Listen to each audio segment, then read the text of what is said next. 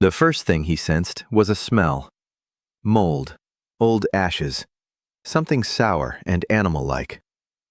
Daniel Ho opened his eyes and saw a wooden ceiling with a blackened beam. A spider the size of a coin was scurrying along the beam. His body wouldn't obey him. His hands felt like someone else's. His back was wet with sweat. He was lying on a straw mattress in a room 3 by 4 steps across. Clenched in his right hand was an engraved brass key, a Roman numeral.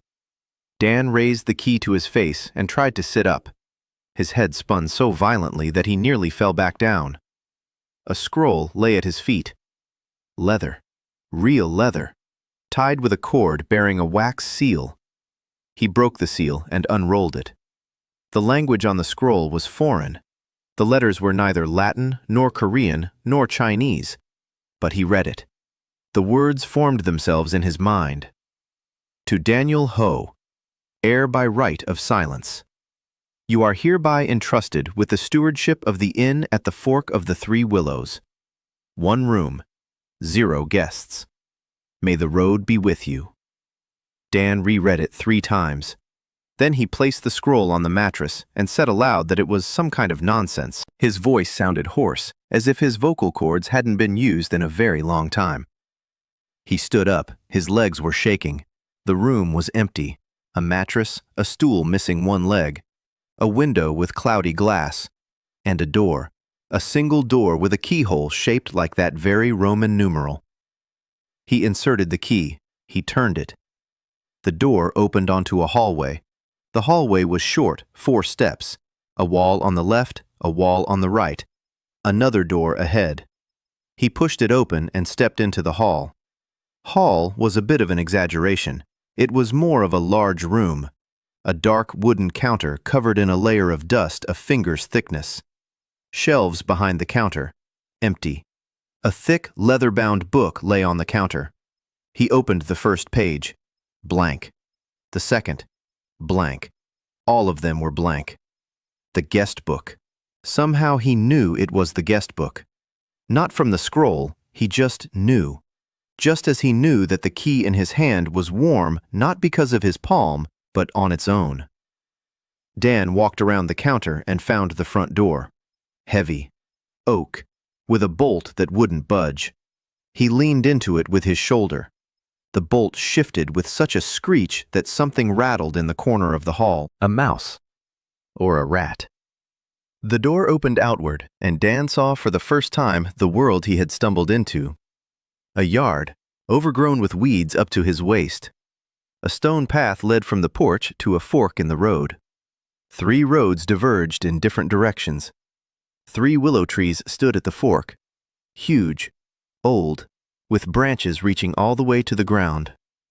The roads were deserted. The ruts were overgrown with grass. No one had driven on them for years, maybe decades. The sign above the door hung by a single nail. The letters had worn away, but 1 word was still legible. Hotel. Dan stood on the porch and looked out at the empty roads. The wind carried the scent of wet earth and something piney. Far to the east, the forest stood like a dark wall. To the west, hills. To the south, the road sloped downward and vanished into the fog. No smoke. No sound. No people. He went back inside. Professional habit proved stronger than panic. He began his inspection. The kitchen was behind the dining room. A stone hearth. Cold. A cauldron hanging on a hook. Rusty but intact. A shelf with earthenware. 3 bowls, 2 mugs, 1 with a crack. A knife. Dull. A supply of firewood against the wall. Dry. That's good. A well in the courtyard. He lowered the bucket. The rope held. The water came up clear and cold. He sniffed it. Odorless. He took a chance and took a sip. It tasted like iron, but it was drinkable. The basement. A staircase leading down behind the kitchen. He went down 3 steps and stopped. The darkness was thick. It smelled musty and of something else. Something alive. Not mice. Not mold. something that was breathing, slowly and deeply. Dan stood on the third step for 10 seconds and went back up. The basement could wait. He returned to the living room and stood behind the bar. He placed his hands on the dusty wood. He ran his finger along it. Beneath the dust, the wood was smooth, polished by thousands of touches. Someone had stood here before him, for many years, greeting guests, writing down names, handing out keys. And then they left. Or maybe they didn't. In the wall opposite the counter was a single door. His door, marked with a Roman numeral 1. There were no other doors. 1 room, 0 guests. He stood in an empty hotel in the middle of a world he didn't know, without food, without money, without understanding what had happened. But he had a building, a roof, walls, a hearth, a well, a door that closed, and 20 years of experience in making sure that anyone who crossed the threshold would want to stay. Dan took a rag off the shelf, a former rag, a piece of cloth of indeterminate color. He soaked it in a bucket of well water and began wiping down the counter. If the world had decided that he was now the innkeeper, then the world would get the best in on this damned highway. He worked for 3 hours. He swept the dining room. He wiped down the counter and the shelves. He cleared the old ashes from the hearth. He chopped some firewood and lit a fire. He put a pot of water on the stove. He found a vegetable garden behind the kitchen. It was overgrown, but in the corner, something that looked like wild onions was sticking out, and some root vegetables. He pulled 2 out. He scrubbed them clean, chopped them up with a dull knife, threw them into the pot. It wasn't dinner. It was warm water with a hint of vegetables, but the pot was boiling. The fire crackled in the hearth, and for the first time all day, the hotel didn't smell like mold, but like something almost edible. Dan sat down on the floor by the hearth. His back ached. His hands were calloused from splitting firewood. He's a boutique hotel manager from Portland. He knows what a reservation system is and how to negotiate with an organic coffee supplier.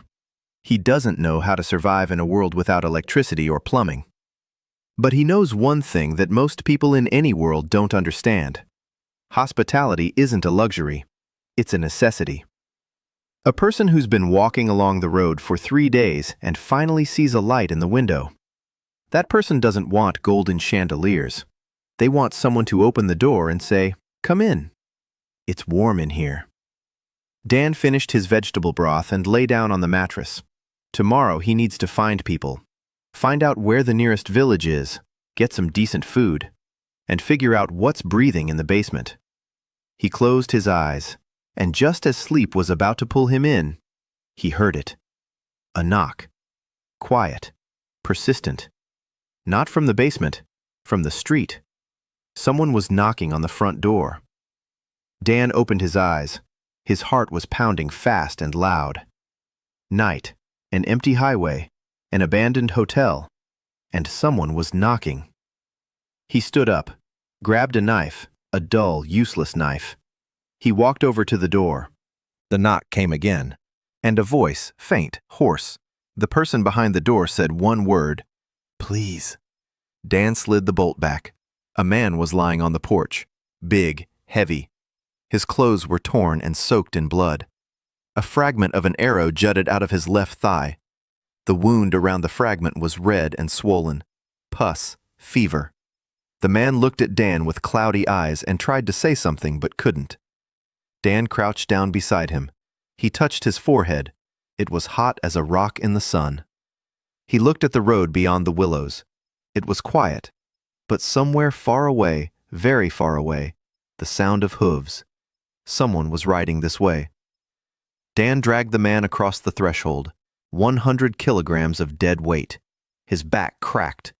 He closed the door and bolted it. He laid the wounded man by the hearth. The fire was still burning.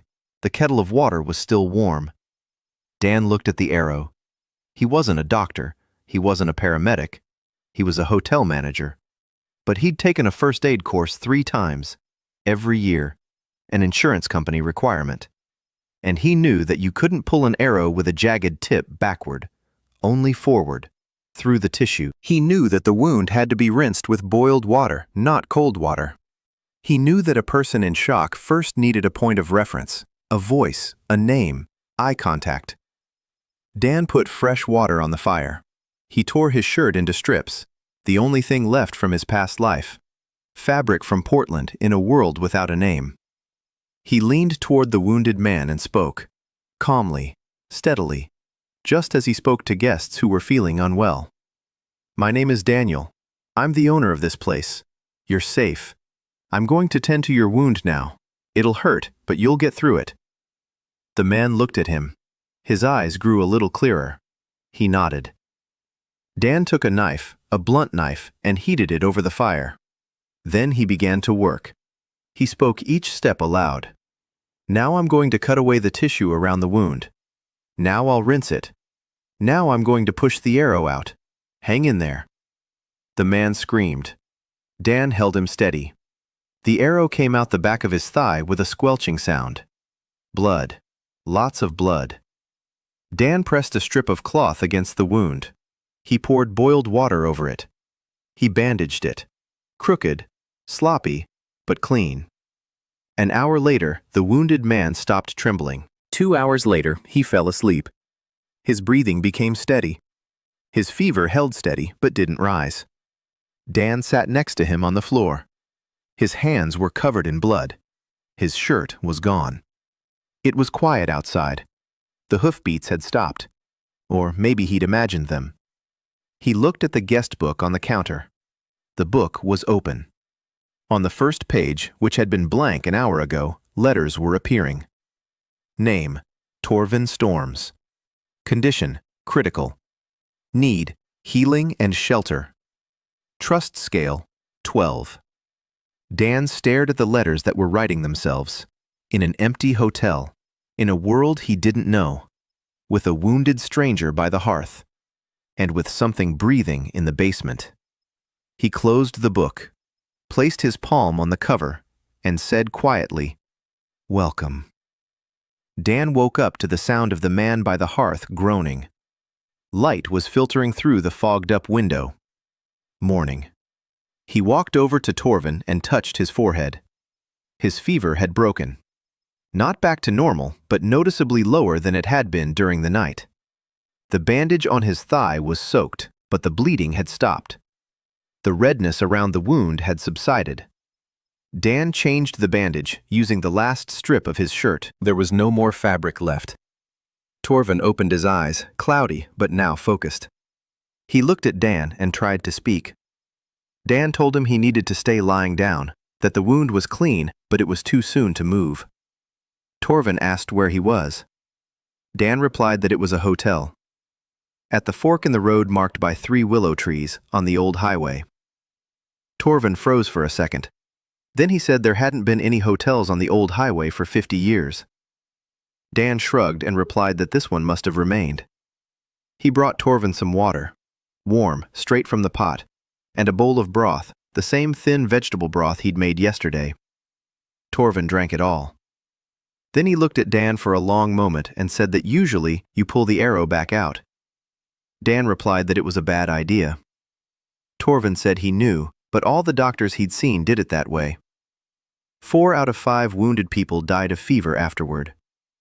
Dan said nothing.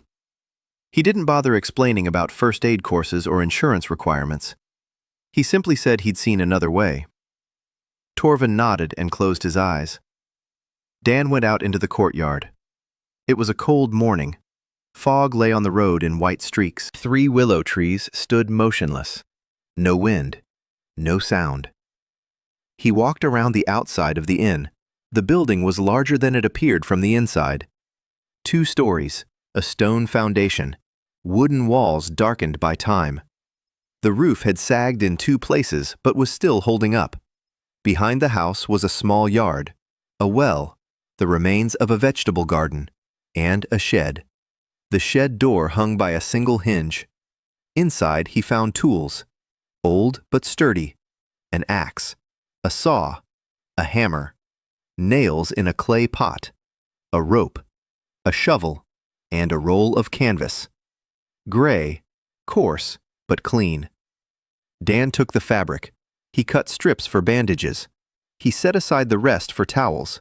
2 towels made of coarse canvas, not Egyptian cotton, but after a night on straw and blood, any clean fabric is a gift. He returned to the vegetable garden and took stock. Wild onions, root vegetables resembling turnips, something like sorrel, and in the corner by the wall, a bush with small dark berries. He tasted one. Sour. Not poisonous, at least not right away. He gathered what he could and returned to the kitchen. He put a pot on the stove. He chopped the turnips and onions. He tossed in the sorrel. It still wasn't a meal, but it looked more like soup now. Torvin woke up around noon. The fever had almost completely subsided. He sat up. He looked around. Dan handed him a bowl. Torvin ate in silence. Then he set the bowl aside and said he had to leave. Dan asked where. Torvin replied that it didn't matter. Farther away from the road. Dan asked who was after him. Torvin was silent for a long time. Then he said one word. Dogs. Dan didn't know what that meant. The guest book knew. He glanced at it. The entry had been updated.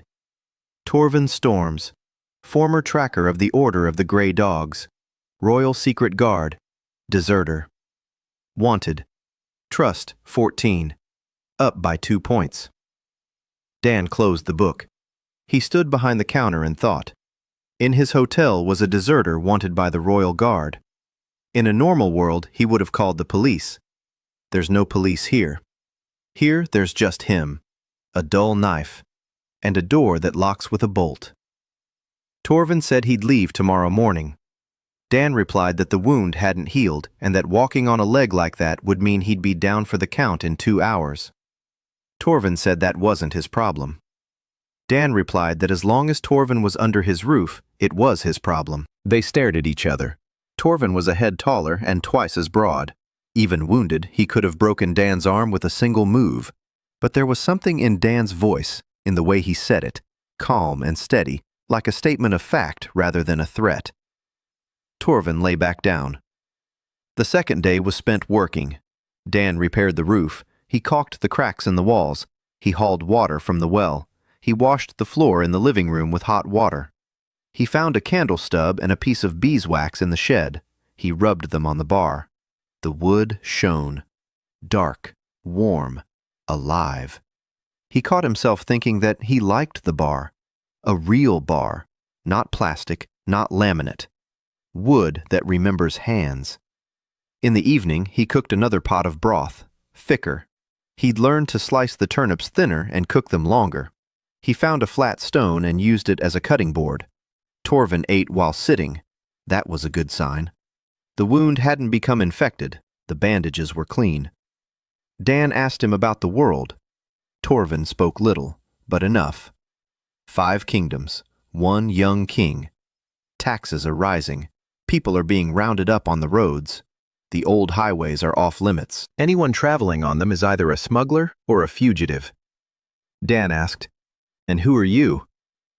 Torvin replied that he was a fugitive and that he needed to get to his sister. She's in the Order. She's the only person he has left. Trust level 16. Dan noticed. The book updated every time Torvin said something personal. Not every conversation, only the ones where there was truth. That night, Dan heard the knocking from the basement again. Steady, rhythmic, not frightening. More like patient, as if something behind the door downstairs was simply waiting, demanding nothing, just reminding him that it was there.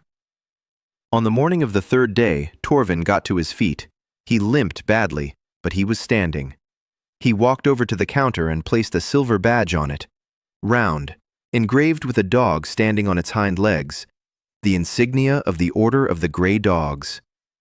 Torvin said he no longer needed this insignia. Let it stay as payment for the night's lodging. Dan took the medallion. Heavy, silver, real silver. He placed it under the counter and said the payment was accepted. Torvin nodded. Then he turned toward the door and stopped. He said that Dan was a strange innkeeper, that he'd never seen anyone wash a wound with boiling water, that the broth was thin but hot, and that mattered more than the taste, that he'd tell others about this place if he met someone who needed a roof over their head. Dan felt something. Warmth. Not from the hearth, from inside the walls, as if the house had sighed. Torvin left, limping, slowly, down the south road. Dan stood on the porch and watched until the figure dissolved into the morning fog.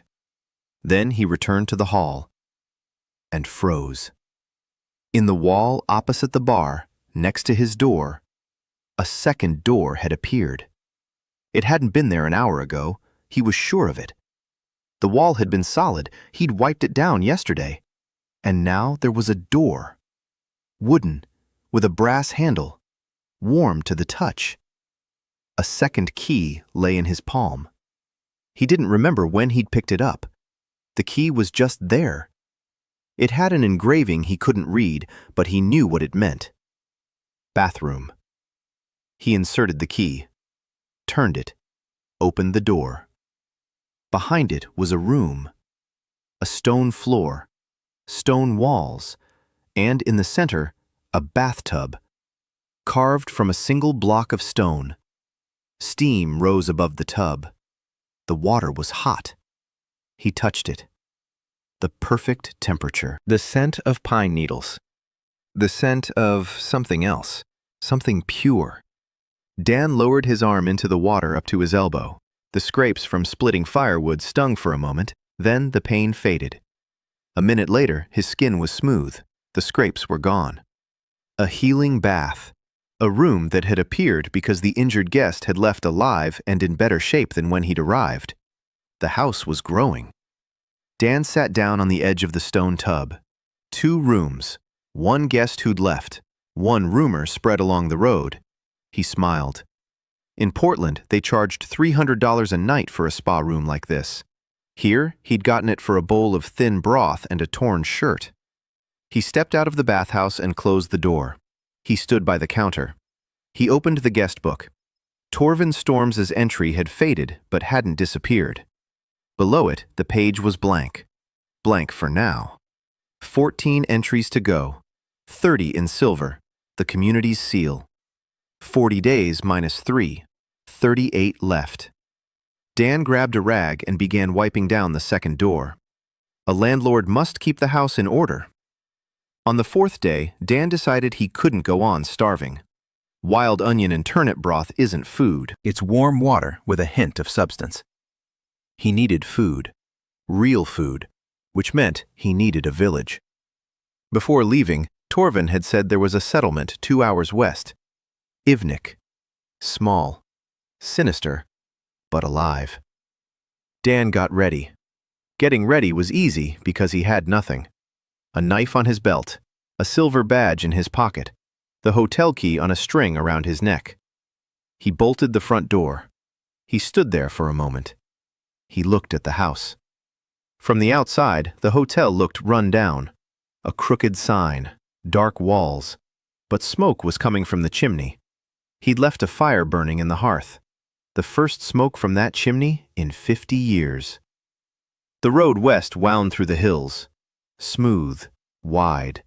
Caravans used to travel along it. Now blackthorn grew along the shoulders. Dan walked quickly. 2 hours is 2 hours. He needed to get back before dark. Halfway there, he heard a rustle in the bushes. He froze. Silence. Then another rustle. And a growl. A low one. Dan didn't wait. He picked up his pace. He didn't run. Running is a signal to a predator. He knew that from a documentary he'd watched during his break between shifts. The growl didn't come again. An hour and a half later, he saw the village. Ivnik. 20 houses, maybe 25. Vegetable gardens. Goats. Barefoot children. A well in the center. And a building larger than the rest, with a sign depicting a wild boar holding a mug. A tavern. Dan entered the village and felt eyes on him. Dozens of them, from all sides.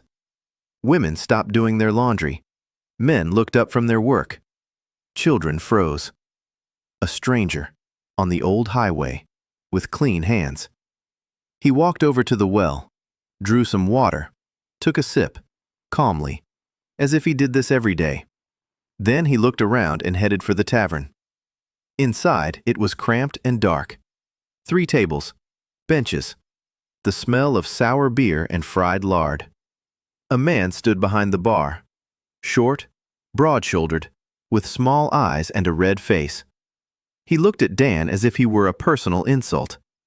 Dan walked up to the counter and introduced himself. He said he was the new owner of the inn at the fork in the road, that he was looking for a food supplier, that he was willing to pay in silver. The man behind the counter was silent for 5 seconds. Then he said there was no inn at the fork in the road. There was a ruin, and that the last owner of the ruin had been a sorcerer who cursed livestock and put a curse on the wells. Dan replied that he knew nothing about the previous owner and that he himself was not a sorcerer but a hotel manager.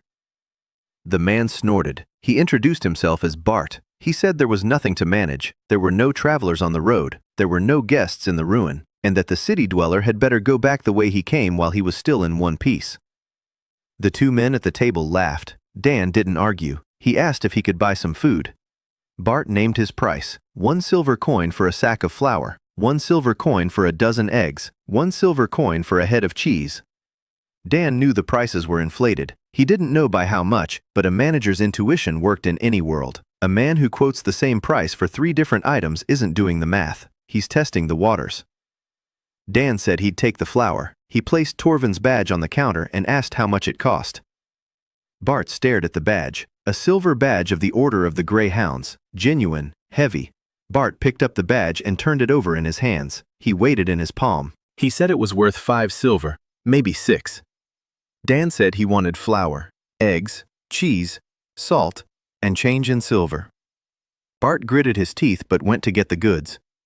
Dan walked out of the tavern with a sack of flour, a basket of eggs, a chunk of cheese, a small bag of salt, and 3 silver coins in change. The badge was worth more. He knew that. Bart knew that. But right now it didn't matter. Something else mattered. He had food, and 3 silver coins. 27 to go.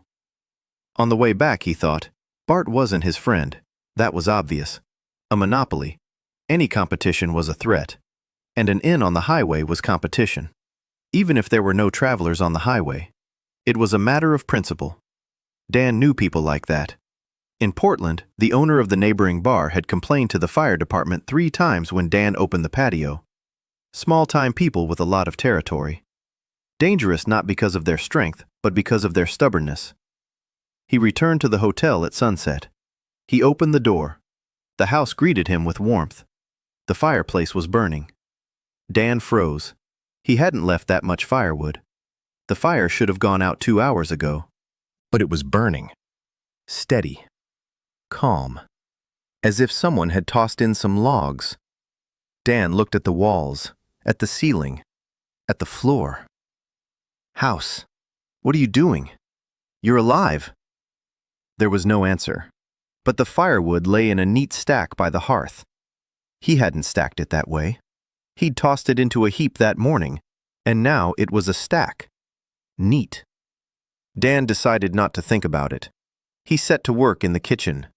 Flour, water, salt, eggs. He kneaded the dough. For the first time in his life, without a mixer or measuring spoons. By eye, by feel. The dough turned out rough, lumpy.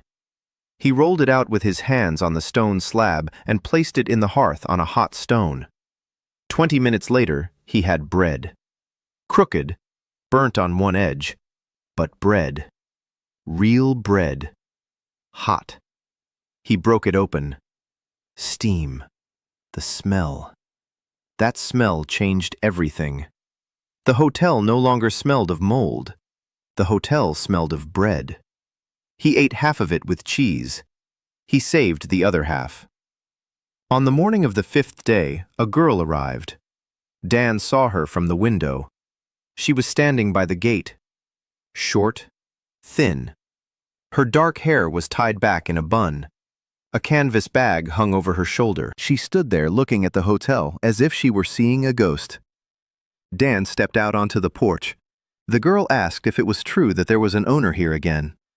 Dan replied that it was true. She asked if it was true that he was looking for an assistant. Dan was surprised. He hadn't put out any ads. He hadn't told anyone. The girl said it was Torvin, the tall, wounded man.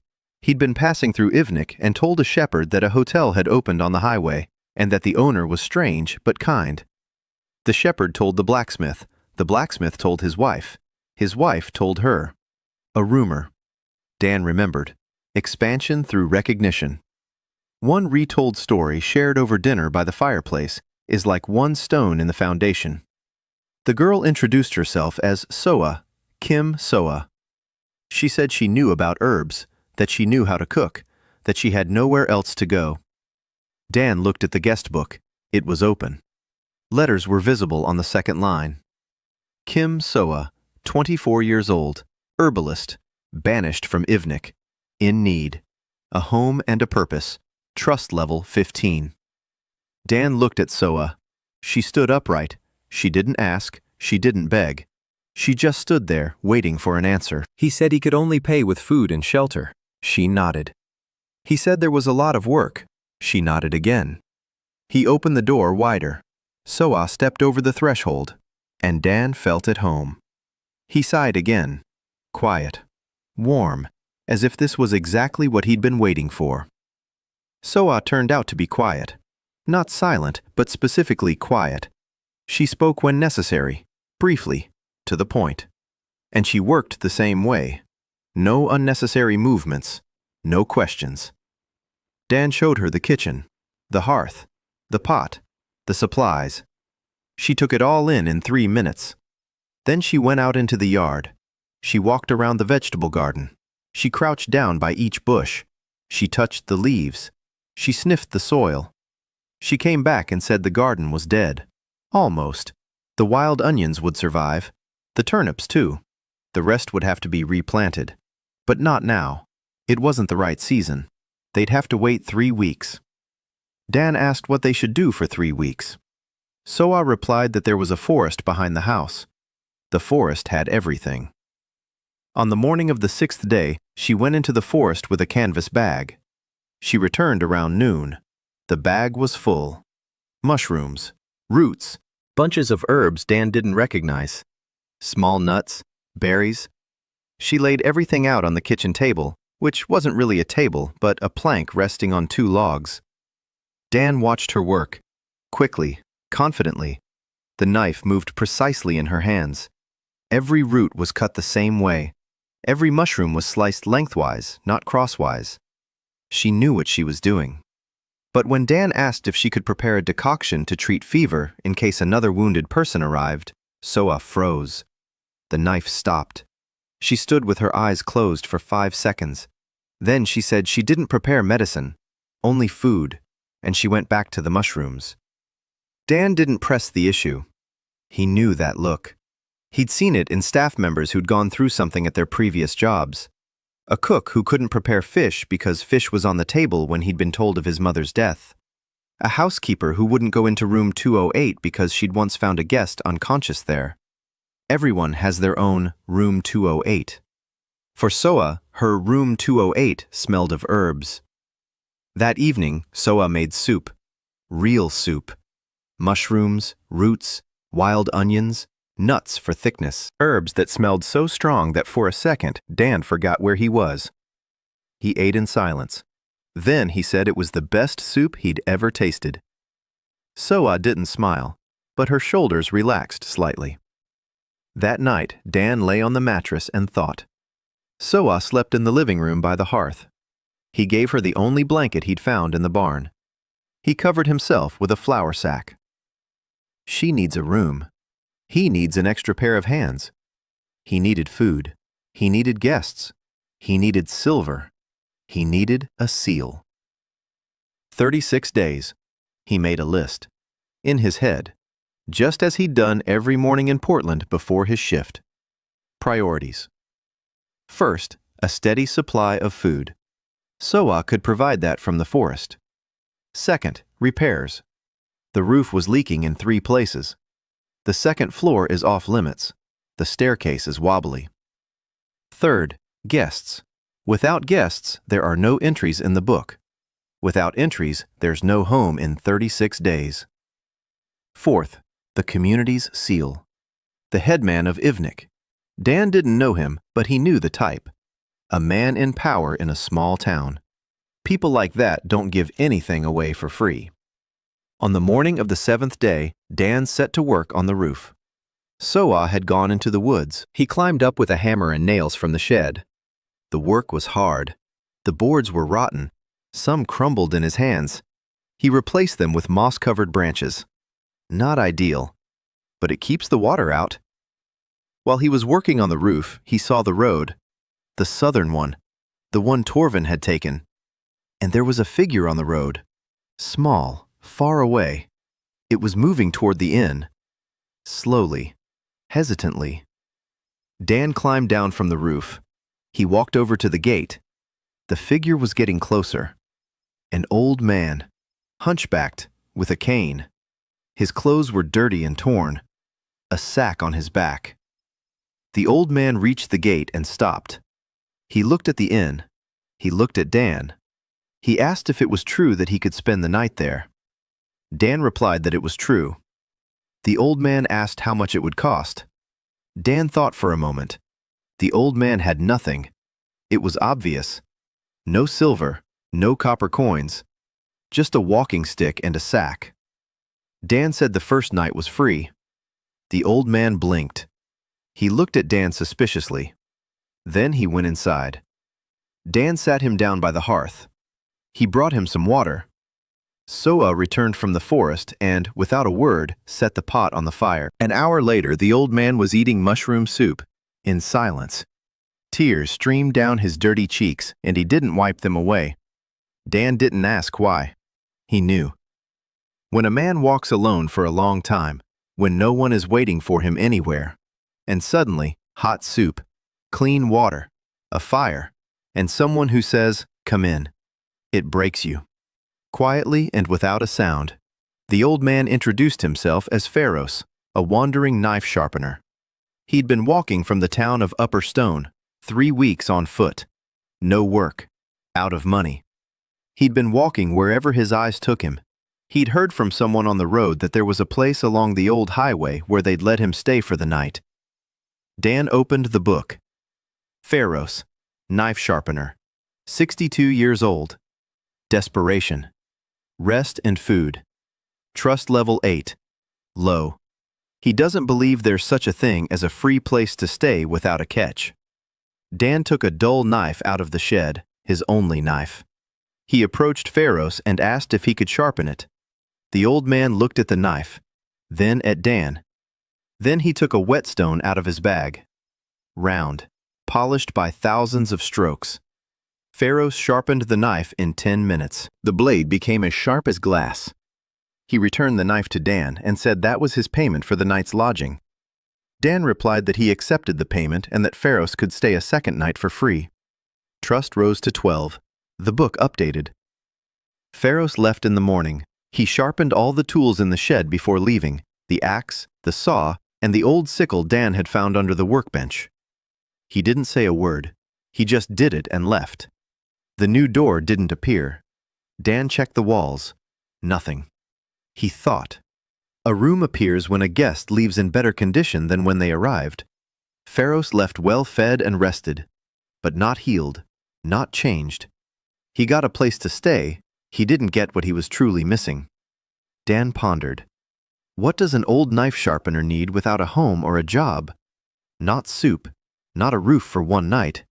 Work, a place, a sense of belonging. He couldn't give him that, not yet, but he remembered. 3 entries in the guest book, 12 left, 3 silver ones, 27 left, no seal. 35 days. On the 9th day, 2 people arrived, a man and a woman, husband and wife, farmers from beyond the eastern forest. They were fleeing. Beasts had come to their village in a pack. Not an ordinary pack. Wolves, wild boars, foxes, together, like an army. The village had scattered. They'd been walking for 2 days. The woman was pregnant. 6 months. Her legs were swollen. The man had been carrying her on his back for the last hour. Dan opened the door. He laid the woman down on his mattress. So-Ah examined her legs. The swelling was severe, but not dangerous. She needed rest. She needed food. She needed warmth. Dan gave her his mattress. He decided to sleep on the floor by the hearth. The man introduced himself as Ted. His wife was Lyra. Ted offered to help with the housework in exchange for a place to stay. Dan agreed right away. For 2 days, Ted repaired the staircase leading to the second floor. Dan worked alongside him. Together, they reinforced the railing. They replaced 3 broken steps, and they went upstairs for the first time. The second floor was empty. 1 large room. Dust. Cobwebs. A window overlooking 3 willow trees. But the walls were intact. The roof, now repaired, held up. Dan looked at the space and saw 3 rooms. Partitions made of planks. Mattresses of hay. Canvas sheets. Guests could sleep here. Not from the charter, not magical rooms, ordinary ones, handmade, but their own. Ted and Lyra left on the 11th day. Lyra had rested. The swelling had gone down. They were heading to her family on the west coast. Ted left a silver coin. 1. All they had. Dan didn't want to take it. Ted said it wasn't charity, but payment, and that the difference mattered. Dan took it. 4 silver coins. 26 remained. The guest book. Ted, farmer, trust level 20. Lyra, farmer, pregnant, trust level 22. 5 entries, 10 left. No new door appeared. Dan wasn't surprised. Ted and Lyra left feeling refreshed, but not changed. He was beginning to understand the difference. A room doesn't appear out of a guest's gratitude. A room appears when a guest receives something they couldn't get anywhere else. Torvin received life. His wound would have killed him without boiled water and the proper removal of the arrow. Pharos received soup and a place to sleep. You can get that anywhere. Ted and Lyra received shelter for 2 days. That's not unique either. Dan must give more. Not more food, not more rooms, more of what cannot be bought. Soa sat by the hearth, sorting through herbs. She sorted them every evening. She sorted them, tied them into bundles, hung them up to dry. But she didn't brew decoctions, didn't mix them, didn't treat anyone, just food. Dan sat down beside her. He was silent for a moment. Then he said he'd go to Ivnik tomorrow. He needed to meet with the village elder. Soa didn't look up, but her hands paused for a second. Then they started moving again. She said that the village elder, Ulrich, wouldn't talk to him, that Ulrich was a relative of Bart, that they held the village together, and that they both believed the inn was a sorcerer's lair. Dan asked why. Soa was silent for a long time. Then she said that the hotel's previous owner, an old man, a Korean, used to heal people, for free.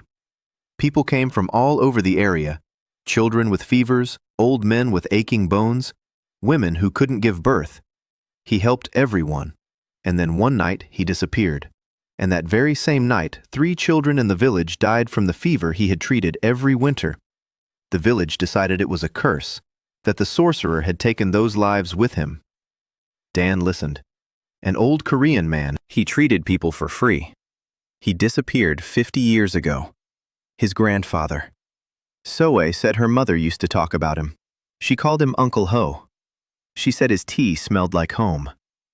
Dan froze. Uncle Ho. His last name. He looked at Soe. She was looking at him. For the first time in 5 days, there was something other than calm in her eyes. A question. Dan didn't answer that question. He didn't know how yet.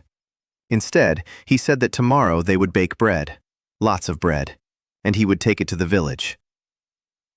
Day 12. Night. Dan sat by the hearth, sharpening the knife that Pharos had sharpened. The knife was already sharp. Dan was sharpening it because he needed to keep his hands busy. Soe was sleeping upstairs, on the second floor, in the room they'd partitioned off with planks. A mattress of hay, a blanket, a rough canvas towel hanging on a nail by the wall. The bare minimum. But it was her room. Her first in 5 years. The guest book lay open. 7 entries. 8 left. 4 silver ones. 26 left. No seal. 29 days. After the farmers, 2 more people came. A wandering shoemaker who stayed one night and left without a word, and an old woman who gathered herbs, who came to Soa and not to Dan. They talked for 3 hours in the kitchen. The old woman left a bunch of dried sage and left. Trust. 9 and 11. Low. Not a single new door. Dan closed the book. The knocking in the basement continued every night. Steady. Rhythmic. He'd gotten used to it. Almost. He lay down and closed his eyes, and immediately opened them again. Knocking. But not from the basement. From outside. From the street. Fast. Frenzied. Not a single knock. Many. Someone was pounding on the door. Dan got up. He grabbed a knife. He walked over to the door. The pounding didn't stop. He opened it. A girl was standing on the porch. No, she wasn't standing. She was swaying. Barefoot. In a white dress. Torn at the hem and splattered with mud. Her hair was tangled. Her eyes were wild. In her right hand was a knife. A small one. A table knife. She was holding it wrong, the blade pointing toward herself. She looked at Dan and said she needed to hide. Dan looked behind her. The road was empty. Silence. But far off to the west, toward Ivnik, he could hear dogs barking and see lights. Torches. Someone was walking along the road. With dogs. Dan stepped aside. The girl stepped over the threshold, and the moment her foot touched the floor of the hall, Dan felt it again. The house sighed. Not quietly, noticeably. The air stirred. Candles that hadn't been there a minute ago lit up. 2, on the mantelpiece. The fire in the hearth flared brighter, and the front door behind the girl closed on its own. The bolt slid into place without a touch. The pact of the crossroads. Dan knew it somehow. Under the hotel's roof, a pursuer loses the right to attack. She's inside. She's safe. The guest book opened. The letters danced across the page. Evelyn Marsh, 26 years old, the youngest daughter of the Marsh trading house, a runaway bride. Desperation, shelter and freedom. Trust level 5. Dan looked at the trust level. 5, the minimum. She doesn't trust anyone at all. She stood in the center of the hall, trembling. Not from the cold, from everything. Dan hid his knife behind his back. Slowly, he showed his empty hands, and said what he told everyone. My name is Daniel. I'm the owner of this place. You're safe. Evelyn looked at him. The knife in her hand was trembling. She said that Baron Greyvike's men were after her, that she was his fiancé, his ex, that she'd run away from the wedding procession 2 days ago, that if they found her, they'd bring her back. And if they brought her back... She didn't finish. Dan said they wouldn't find her here. Evelyn asked why he was so sure. Dan didn't know why himself, but he just felt it. The house closed the door on its own. The house lit the candles. The house knew what it was doing. He replied that this was a hotel, and that in a hotel, a guest is under protection. Evelyn looked at him for another 10 seconds. Then she lowered the knife. And that's when Dan saw them. Her feet, bare, scraped raw and bleeding. She'd been walking barefoot for 2 days along the old road, over rocks and through brambles. Her feet were one big open wound. He told her to sit down. She didn't sit down. She said she wouldn't sit down until she was sure it was safe here. Dan nodded. All right. He didn't argue. Instead, he went into the kitchen. He put a pot of water on the stove. He added a pinch of salt. He waited for it to boil. Then he let it cool until it was warm. He found a clean piece of canvas, a soft one he'd been saving. He returned to the living room with a basin of warm water and the cloth. He set the basin on the floor in front of her. Then he stepped back to the counter, sat down on a stool, and turned away, giving her space. A minute later, he heard her sit down. 2 minutes later. A splash of water. A quiet hiss of pain. Then silence. Then a voice. Quiet. She said the water was clean. Dan replied that of course it was clean. She said that in the Baron's caravan, they'd given her water to wash up after the dogs. Dan clenched his teeth. He said nothing. So-A came down the stairs. Quietly. Like a cat. She saw Evelyn. She saw her feet. Without a word, she took a bundle of herbs out of her bag. She tossed it into the remaining hot water in the kettle. The smell of mint and something bitter. So-A approached Evelyn. She crouched down beside her. She wrapped her feet in a wet cloth soaked in the herbal decoction. Evelyn flinched. So-A held her. Gently but firmly. Dan watched from behind the counter. So-A, who doesn't brew medicines, who doesn't heal, was sitting on the floor, bandaging the legs of a girl she didn't know. Her hands didn't tremble. Her face was calm.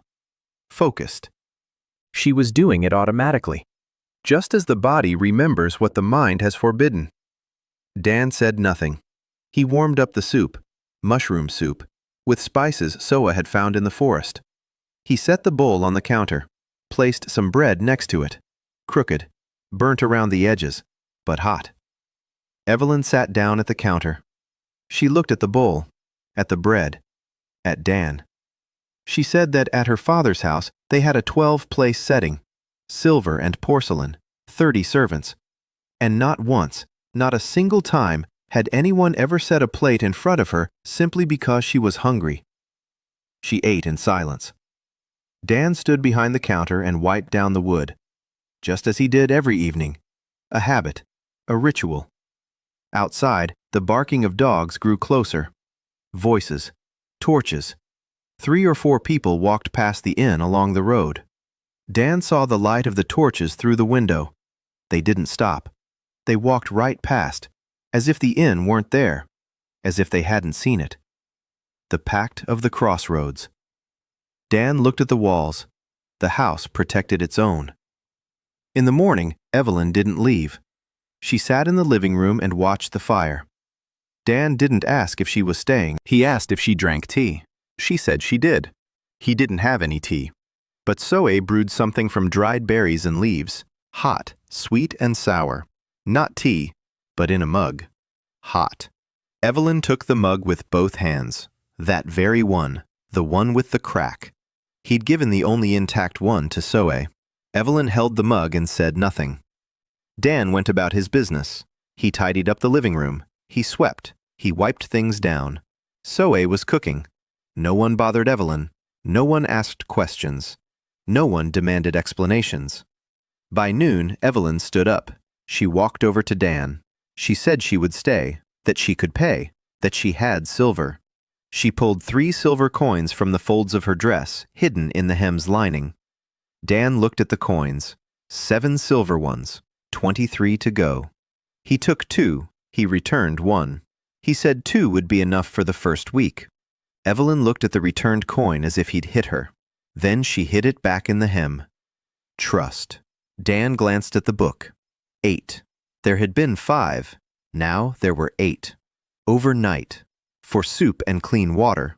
For the fact that no one asked a single question. For the returned coin. The 8th entry in the guest book. 7 left. 6 silver coins. 24 left. No stamp. 28 days. On the 2nd day, Evelyn found the ledger. Not the guest book. Another one. Small. Thin. It was lying under the counter next to the silver plaque. Evelyn opened it, and Dan saw her eyes change. Columns. Numbers. Dates. It was the hotel's accounting ledger. Empty, but laid out with columns. Income, expenses, balance. Evelyn ran her finger along the columns and said they were laid out incorrectly. The tax column should be separate, and the seasonal discount is applied before the markup, not after. Dan looked at her, the daughter of a trading house. She'd grown up surrounded by numbers. Dan asked if she wanted to keep the books. Evelyn looked up. Something flashed in her eyes, quickly, like a spark that went out right away. She said she could if he needed her to. Dan placed a piece of charcoal in front of her and said he really needed her to. Because he counted on his fingers, and that didn't inspire confidence in the guests. Evelyn didn't smile, but the corner of her mouth twitched. She sat down at the counter, she opened the ledger, and began to redraw the columns. Neatly, precisely, each line as straight as a ruler, with a piece of coal, on paper that was 50 years old. Dan stood nearby and watched. There it was, the one thing Evelyn couldn't get anywhere else. Not a roof over her head, not food, not protection. A job. A real job that someone needed her for, not because she was beautiful and not because her last name was Marsh, but because she knew how to count and the numbers under her hand added up correctly. That night, Dan woke up to a sound. Not a knock in the basement, something else. A quiet creak. He got up and went out into the hall. The candles had burned out. The hearth was smoldering. In the light of the embers, he saw it. A new door. The third one, next to the bathhouse. Wooden, with a brass handle. The key lay on the stand, next to the abacus that Evelyn had left open to the page with her initial calculations. Dan took the key. He opened the door. Behind it was a room, small, warm. A table, a chair, a shelf. And on the shelf, an abacus. Quills, an inkwell, a stack of blank paper, and a small chest with a lock. A study, not a therapeutic bathhouse, not a kitchen. A study. A room for a person who needs to feel that his mind matters. Dan closed the door. He returned to the mattress. 3 rooms, 8 entries, 28 days. The house was growing. Slowly, but it was growing. Day 14. Dan stood on the porch and looked out at the road. It was a gray morning. Low clouds were creeping in from the east. Soa said it was going to rain. She could tell by the smell. Dan could tell because his back ached after spending the night on the floor. Evelyn sat behind the counter, filling out the second page of the ledger. She worked in silence, deeply focused. Over the past 2 days, she had taken inventory of everything they had. Flour, salt, eggs, silver, firewood, canvas, and candles. Every item was recorded. Every expense was noted. Dan looked at her notes and realized that at their current rate of food consumption, they'd have enough for 9 days. Then they'd have to go back to Ivnik, or find another source. Evelyn said there was a third option: earn money.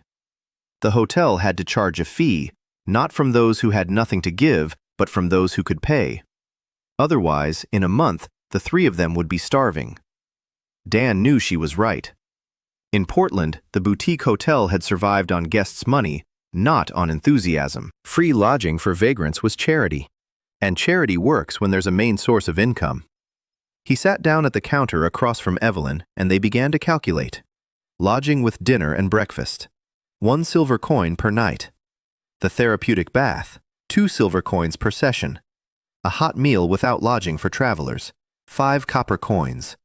Tool sharpening, he paused. They didn't have a sharpener, but they do have the whetstone that Pharos left behind, and Dan had seen him work with it. The principle is simple: a stone, an angle, and patience. Evelyn wrote everything down in a neat column with the calculations.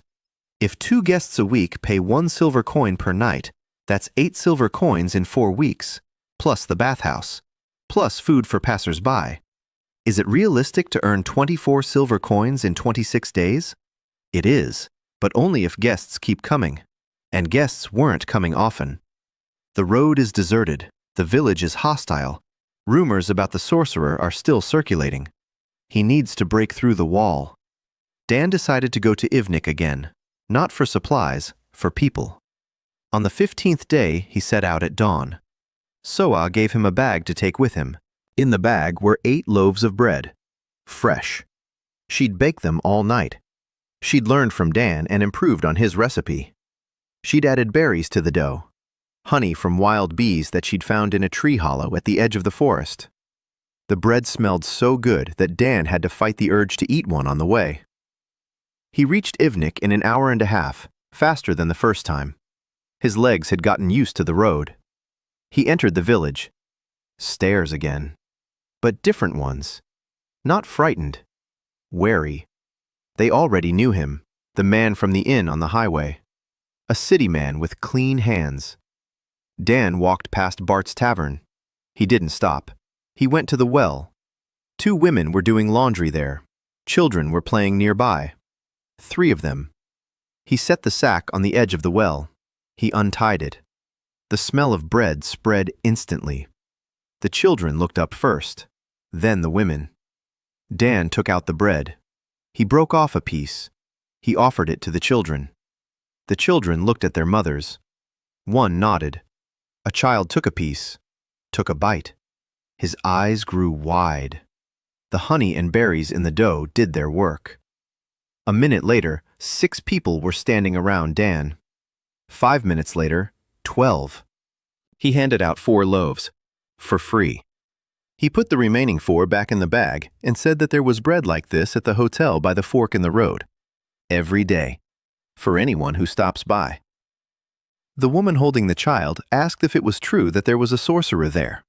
Dan replied that he wasn't a sorcerer but the hotel owner, that he had hot water and clean beds and bread. She looked at him and said the bread was good. It wasn't much, but it was a start. On his way back, a voice called out to Dan. He turned around. Bart, standing at the edge of the village. Red, angry. He said Dan was meddling in things that weren't his business, that the village was his, that the travelers were his, that you can't lure those who know the inn is cursed with bread, and that he'd talk to Ulrich. Dan replied calmly. He said he wasn't taking travelers away from Bart. No one has any travelers. The road is empty. But if anyone does walk along the road, it's better that they have a place to stay, rather than die in a ditch. Bart spat and walked away. Dan kept going. His hands were shaking. Not from the cold, from the adrenaline. In Portland, conflicts with competitors were settled through lawyers and the licensing board. Here, through fists and the village headman. He returned to the inn around noon. Evelyn was sitting behind the counter, counting. Soa was in the woods. Dan told her about Ivnik, about the bread, about Bart. Evelyn listened in silence. Then she said that Bart wasn't the main problem. The main problem was Ulrich. The village seal was with the village headman. Without the seal, all the records and all the silver were useless. Dan asked how to get the seal. Evelyn looked at him intently and said that at the Marsh Trading House she had learned one thing. People don't give you what you ask for. People give you what they can't refuse. You have to offer Ulrich something he can't get anywhere else except through Dan. Dan asked what. Evelyn said she didn't know yet, but she'd find out. The 16th day brought 2 guests, a cloth merchant from the southern city of Elmark. He was walking along the highway with a bundle of goods because the new Royal Road cost a toll of 3 silver coins while the old highway was free. Risky, but free. The merchant saw smoke coming from the chimney and turned off the road. His name was Alice. He was fat and cheerful. He talked non-stop. Dan gave him a room upstairs, one of the 3 that he and Ted had partitioned off with boards. A mattress of hay, a clean linen sheet, a towel, a pitcher of water. Alice looked at it all and said that in 15 years of traveling, he'd stayed at 30 inns and not a single one had a towel. Dan shrugged. A guest should have something to wipe his face with. That's a basic standard. Alice laughed and said Dan was a strange man. Strange is good. He paid 1 silver coin for the night, plus 2 copper coins for hot water to wash with. Plus he tried the bathhouse for 2 silver coins. He came out looking like a man who'd just had a religious experience. He said the lower back pain that had tormented him for 3 years was gone, that he'd tell everyone he met about this place. Dan smiled. Growth through recognition. Alice left in the morning, cheerful, without back pain, with a story he'd tell at every stop. 9 silver coins, 21 to go. 9 entries, 6 left. A second man arrived with Alice, not a merchant, a guy about 17, skinny, quiet, with bruises on his wrists. He didn't say where he was from, didn't say where he was going. Asked for food. Dan fed him. The guy ate like a starving beast, quickly clutching the bowl close to him, as if someone might take it away. Soe gave him seconds. He looked at her, and for a second his eyes welled up. Then he lowered his head and kept eating. Guest book. Nolan, 17 years old, apprentice, ran away from his master. Need, safety and food. Trust level 6. Bruises on his wrists. Ran away from his master. Dan clenched his teeth. Nolan stayed for 3 days. He was silent. He worked, without being asked. He saw that Dan was repairing the fence in the yard and silently set to work on the other side. He worked diligently. He hammered the nails in straight. His hands were used to working with tools. On the 3rd day, Dan asked if he knew how to do anything besides fence work. Nolan looked at him. Then he said quietly that he knew how to lay stone, and cut wood, and set rafters. His employer had been a builder. Nolan had worked for him for 3 years, without pay, without days off. Bruises would appear when Nolan didn't work fast enough. Dan said nothing. Then he asked if Nolan wanted to stay, to work, for food and a roof over his head, and a silver coin a week once there was income. Nolan stared at him without blinking, for a long time. Then he nodded. 10 entries, 5 left. Nolan started with the roof. In 2 days, he did what would have taken Dan a week. He removed the rotten boards, replaced them with fresh ones from the shed in the woods, adjusted the rafters. The roof stopped leaking. Dan stood below and watched as the 17-year-old worked up above, confidently, calmly, for the first time without fear, because no one would hit him for a crooked nail. That evening, the 4 of them sat by the hearth. Dan, Soa, Evelyn, and Nolan. Soa poured the soup. Dan broke the bread. 4 pieces, 4 bowls. Evelyn sat next to Nolan. They didn't speak, but the silence was warm, not empty. Dan looked at them and thought it looked like a family. Then he pushed the thought away. Then he let it back in. So be it.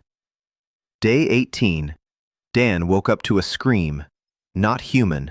Animal. A drawn-out howl from the eastern forest. Distant but distinct. Dan got up and went to the window. It was dark, pre-dawn twilight. The forest to the east stood like a black wall. The howl repeated, followed by another, and yet another. A pack, a large one. Soa was standing by the window on the 2nd floor. Dan could see her silhouette. She was looking at the forest. She didn't move. That morning at breakfast, Soa said that the animals in the east were behaving strangely. Wolves don't howl before dawn. They're daytime hunters in these parts. A howl at night means something is driving them. Something bigger. Dan remembered Ted and Lyra, the farmers from the east. The animals had come out in a pack toward their village. Wolves, wild boars, and foxes together, like an army. Soa said her mother had told her about something like this. Once, 50 years ago, before Uncle Ho disappeared. The beasts had come out of the forest then, too. And then it all ended. After he was gone. Dan looked at her.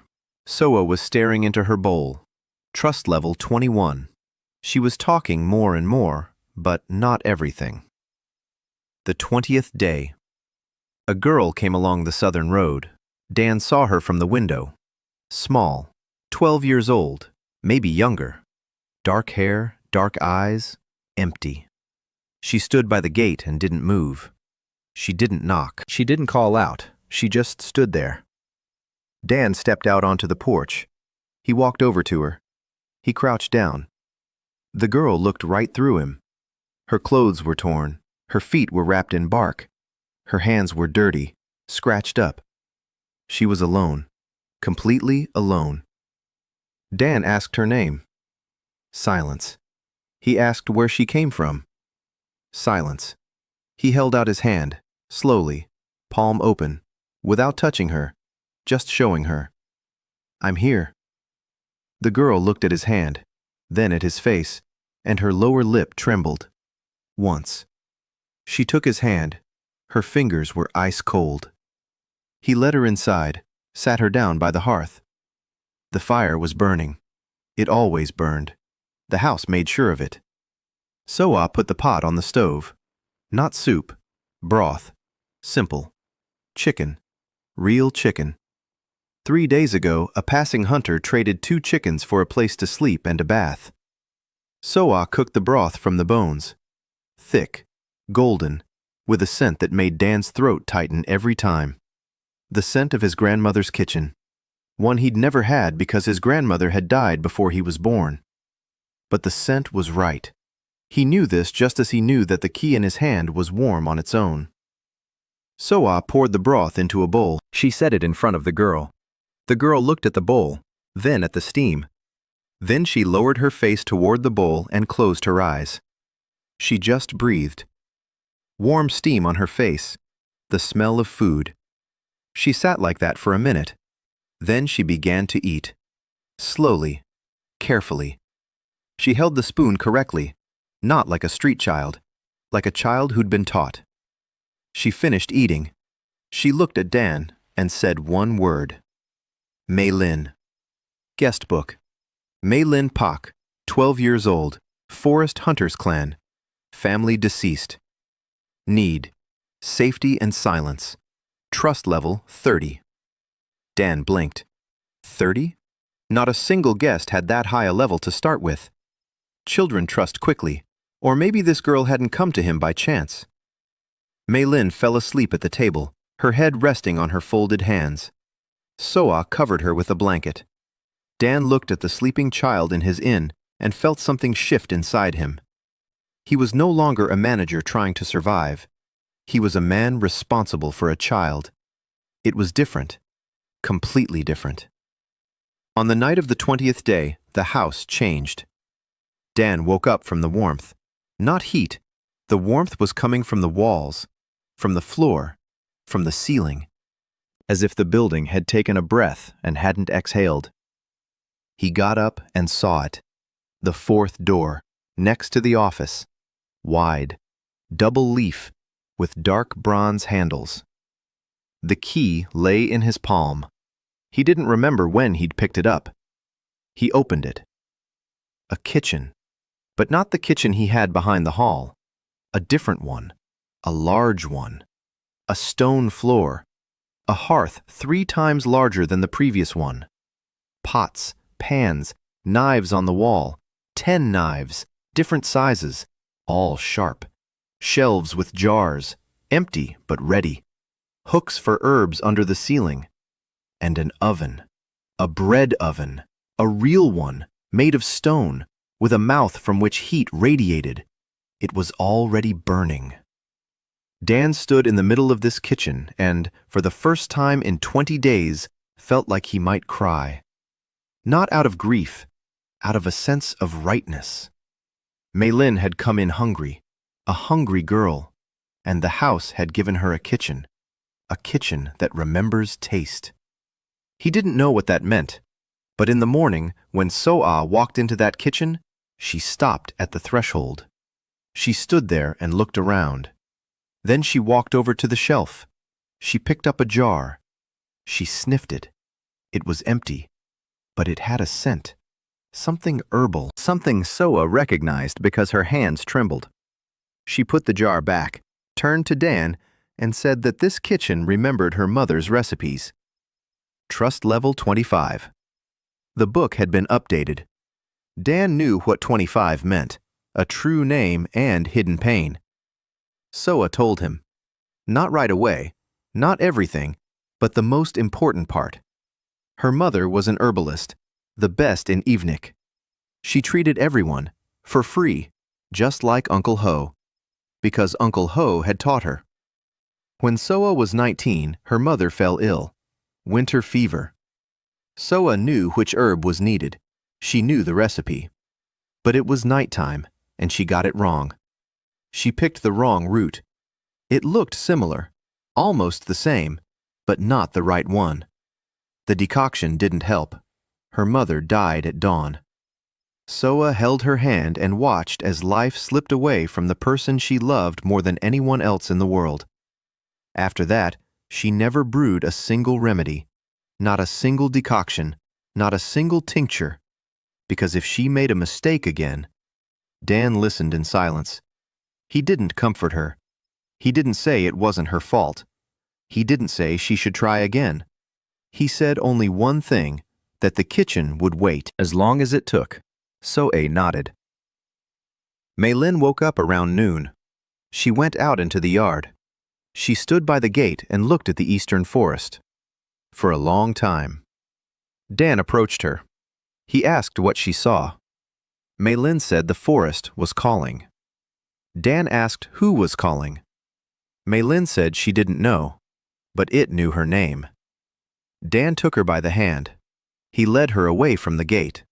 He gave her a task, to help Soa in the kitchen, peel vegetables, carry water. Mei-Lin nodded, and for the first time in 3 days at the hotel, something resembling the shadow of a smile flashed across her face. 11 entries, 4 left, 9 silver ones, 21 to go, no seal, 21 days. The house had advanced to the second level. Dan didn't know how he knew it. He just knew. The charter had been updated. New lines had appeared on the scroll he kept under his mattress. Second level hotel. 4 rooms. Access to the first portal door. Portal door. He reread it. The portal door leads not to a room, but to a place. What kind of place? The scroll didn't specify. Dan walked around the inn. He was searching. Not in the lobby, not on the second floor. He found it in the hallway behind the kitchen. The 5th door. Low, inconspicuous, no lock. With an inscription he couldn't read but could sense, a grassy clearing. He opened the door, and beyond it was not a hallway, not a room. Beyond it was the sky. Blue, clear, a clearing bathed in sunlight, even though clouds hung over the hotel. Knee-high grass and flowers and grasses, hundreds of species. He didn't recognize a single one. But he knew that Soa would recognize them all. He closed the door, called out to Soa, opened it again. Soa was standing in the doorway, holding her breath. Then she stepped out onto the meadow. She crouched down, touched a stem, then another, then a third. Then she turned to Dan and her eyes were wet. She said that half of these plants were considered extinct, that herbalists across the entire continent would give years of their lives for access to this clearing. Dan said the clearing was hers. Let her gather what she needed. Soa looked at him, then at the clearing, then at him again, and for the first time ever, she smiled. Day 22. The hotel had changed, not just magically, physically. Nolan had been working every day from dawn. The second floor had stopped creaking. The walls were insulated with moss and clay. The windows were washed. Soa had found a plant in the clearing that looked like soapwort, and now the hotel smelled clean. Not a chemical kind of clean, a living kind, like after rain in a pine forest. Evelyn hung a sign on the front door. She carved it herself, with a knife. It was crooked, but legible. The 3 Willows Fork Inn. Lodging, food, bathhouse. Welcome. Dan looked at the sign and said that in Portland, a marketer would charge $500 for branding like that. Evelyn asked what dollars were. Dan replied that it didn't matter. Mei-Lin was helping Soa in the kitchen, silently, diligently. She peeled vegetables with a precision that was surprising. Every carrot was cut identically. Every root was washed until it squeaked. Soa didn't praise her. She just nodded. And sometimes she placed a hand on her shoulder, briefly. Mei-Lin didn't flinch. She accepted it. Dan caught himself counting. Not silver, not days. People. There were now 5 of them. Him, Soa, Evelyn, Nolan, Mei-Lin. 5 people in a house that 20 days ago had been an empty shell, On the 23rd day, Evelyn approached him in the morning and said she'd found a way to get the seal. Ulrich, the village headman of Ivnik, his wife is sick, for 3 years now, joint pain, she can't get out of bed. The village healer gives her wormwood tincture, which doesn't help. The city magician healer charges a gold piece per visit. Ulrich doesn't have any gold. Evelyn learned this from the blacksmith's wife, who came to the inn 3 days ago for bread. Dan looked at Soa. Soa was standing by the wall, listening. Her face was expressionless. Dan didn't say a word to her. He didn't ask. He didn't hint at anything. He turned to Evelyn and said they needed to think it over. Evelyn nodded. That night, Dan sat by the hearth. Mei Lin was asleep upstairs. Nolan was in the shed, which he'd turned into a workshop. Evelyn, behind the counter, had finished counting and gone into the study, which had become her room. Dan was alone in the living room. A tapping sound from the basement, steady, familiar. He went down 3 steps. For the first time in 10 days, darkness, the smell of dampness, and that breathing, deep, slow, like a sleeping sea.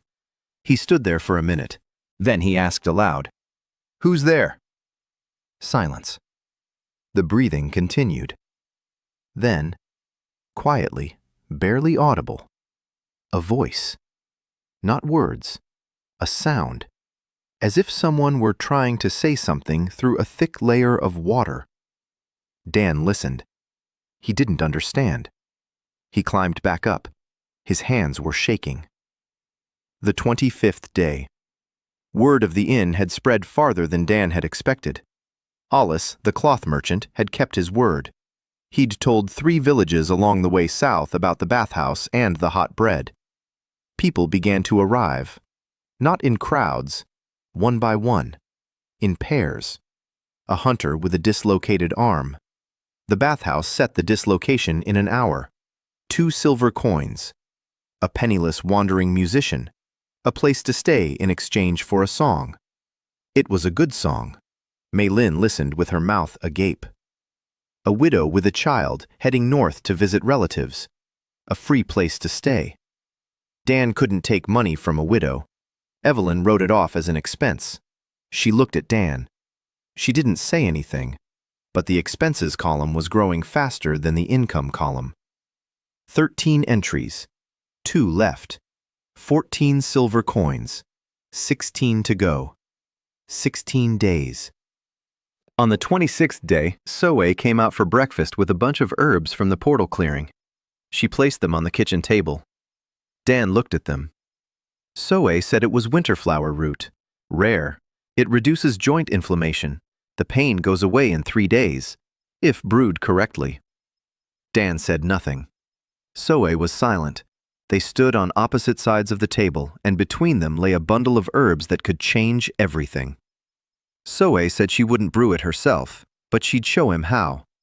Dan nodded. Soe demonstrated, slowly, in detail, every step. Rinse the roots with cold water, slice them along the grain, pour boiling water over them.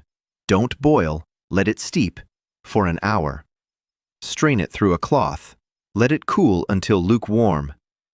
Dan did everything himself, under her guidance, his hands, her knowledge. The decoction turned out cloudy, greenish, with a bitter smell. Soe sniffed it. She said it was right. On the 27th day, Dan went to Ivnik, carrying a clay jug of the decoction in his hands. He didn't go to Bart. He didn't go to the square. He went straight to the village headman's house. Ulrich's house stood on the edge of the village, larger than the others, a stone fence, a locked gate. Dan knocked. A man opened the gate. 50 years old, sturdy. His face looked as if it had been hewn from stone. Small eyes, a stern mouth. Ulrich. He looked at Dan and said he wasn't welcome there. Dan replied that he hadn't come to visit. He'd come because he'd heard that Ulrich's wife was ill, and he'd brought something that might help. Ulrich looked at the jug, then at Dan. Something flashed in his eyes, quickly, like a shadow from a cloud. He said he wouldn't accept a potion from a sorcerer. Dan replied that it wasn't a potion, but a decoction. Winterflower root, brewed with boiling water. No magic, no sorcery, just herbs and hot water. You can check it. You can smell it. You can taste it before giving it to the patient. Ulrich stood in the doorway. His face was expressionless. Then a voice came from deep inside the house, a woman's voice, faint. Ulrich's wife asked who had come. Ulrich didn't answer, but his shoulders trembled. For a single second, Dan saw it. 3 years. For 3 years, his wife hadn't been able to get out of bed. For 3 years, he'd watched her fade away. For 3 years, not a single doctor had been able to help, and now a stranger was standing at the door with a pitcher, saying he could help. Ulrich took the pitcher, silently, without a word. He closed the gate. Dan headed back. He didn't know if the decoction would help. Soa said he had to. But Soa hadn't brewed it herself. She'd shown him how. Dan had done the work. His hands. His inexperienced, clumsy hands, those of a manager from Portland. He walked along the road, thinking that if the brew didn't help, he'd never see the seal. And if the brew caused harm, he'd be driven out of these parts forever. The 28th day. Morning. Dan stepped out onto the porch. A man was walking along the road from Ivnik. Ulrich. Alone. At a brisk pace. Dan stood and waited. Ulrich approached. His face was different. Not soft. No. Faces like that don't become soft. But a crack. A small crack in the stone. Ulrich said his wife had gotten up. For the first time in 6 months. She got up and made it to the window. The pain hadn't gone away completely, but it had eased enough that she could stand. Ulrich was silent. Then he said he needed more of the decoction. Dan replied that he would make it. Ulrich took a silver coin out of his pocket. Dan shook his head. He said he wouldn't accept payment for the medicine. This wasn't a hotel service. It was help. Ulrich looked at him. For a long time. Then he put the coin away. He turned and walked back. Halfway there, he stopped. Without turning around, he said Dan could come for the seal in a week. When his wife was able to go out into the yard, she wanted to see the person who had made the decoction. Dan stood on the porch. Soe stood behind him in the doorway. He couldn't see her face, but he could hear her breathing, fast and uneven.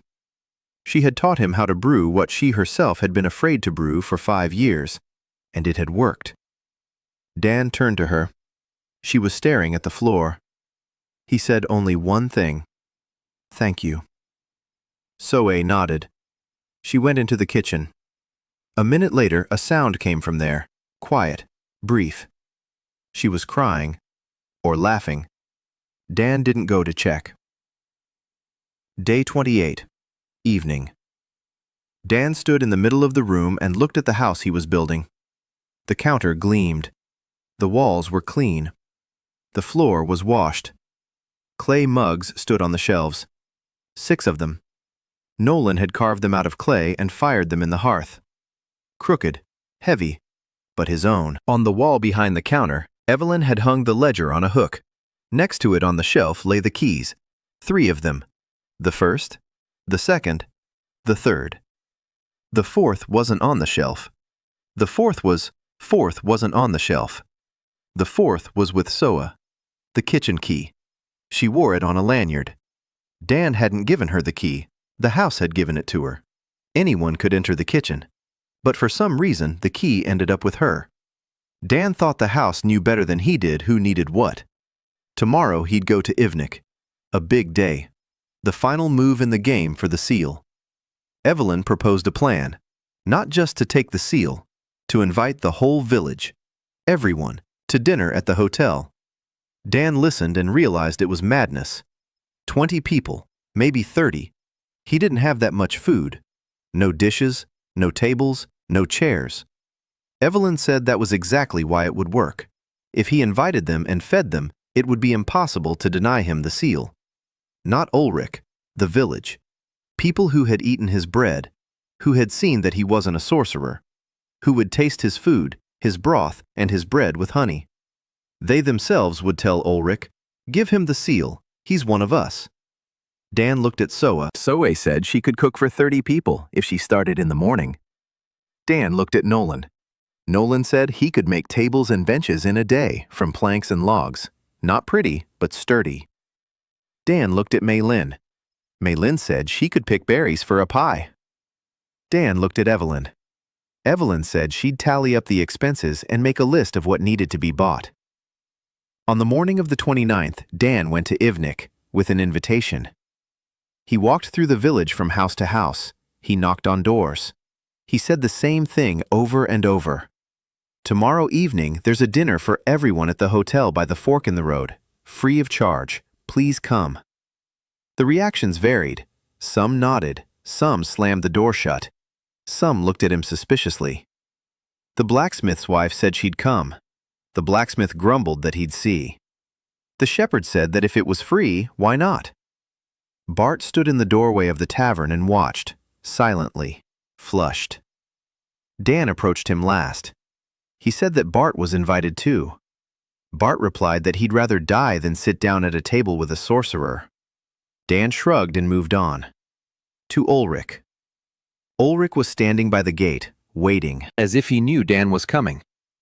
Dan passed on the invitation and handed him a jug of fresh brew. Ulrich took the jug.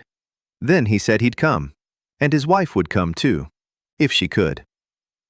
Dan returned to the hotel. Preparations began. Nolan worked like a machine. By sunset, he'd assembled 3 tables, long ones, made of pine planks, rough-hewn and smelling of resin, and 12 benches. He set them up in the courtyard, in front of the entrance, under the open sky. The evening promised to be warm. Soa spent the whole day in the clearing by the portal, gathering herbs, roots, berries. She returned with a full bag and began to prepare. Mei Lin helped. She cleaned, she cut, washing, quietly, intently. For the first time in 20 days, Soa was working at full capacity. And Dan saw what a herbalist was capable of when she wasn't afraid. She was making soup, but not just any soup. Each herb was added at a specific moment. Each root was cut in a specific way. She kept track in her head. Time, proportions, temperature. She wasn't making a decoction. She was cooking a meal. But this meal was healing. Not illnesses, fatigue, hunger, cold, fear. It was on the borderline. Between the kitchen and the pharmacy. Soe had found her place on that borderline. Evelyn was keeping track. The cost of dinner, flour for bread, eggs for the pie, butter that Nolan had traded to a passing merchant for a wheel repair.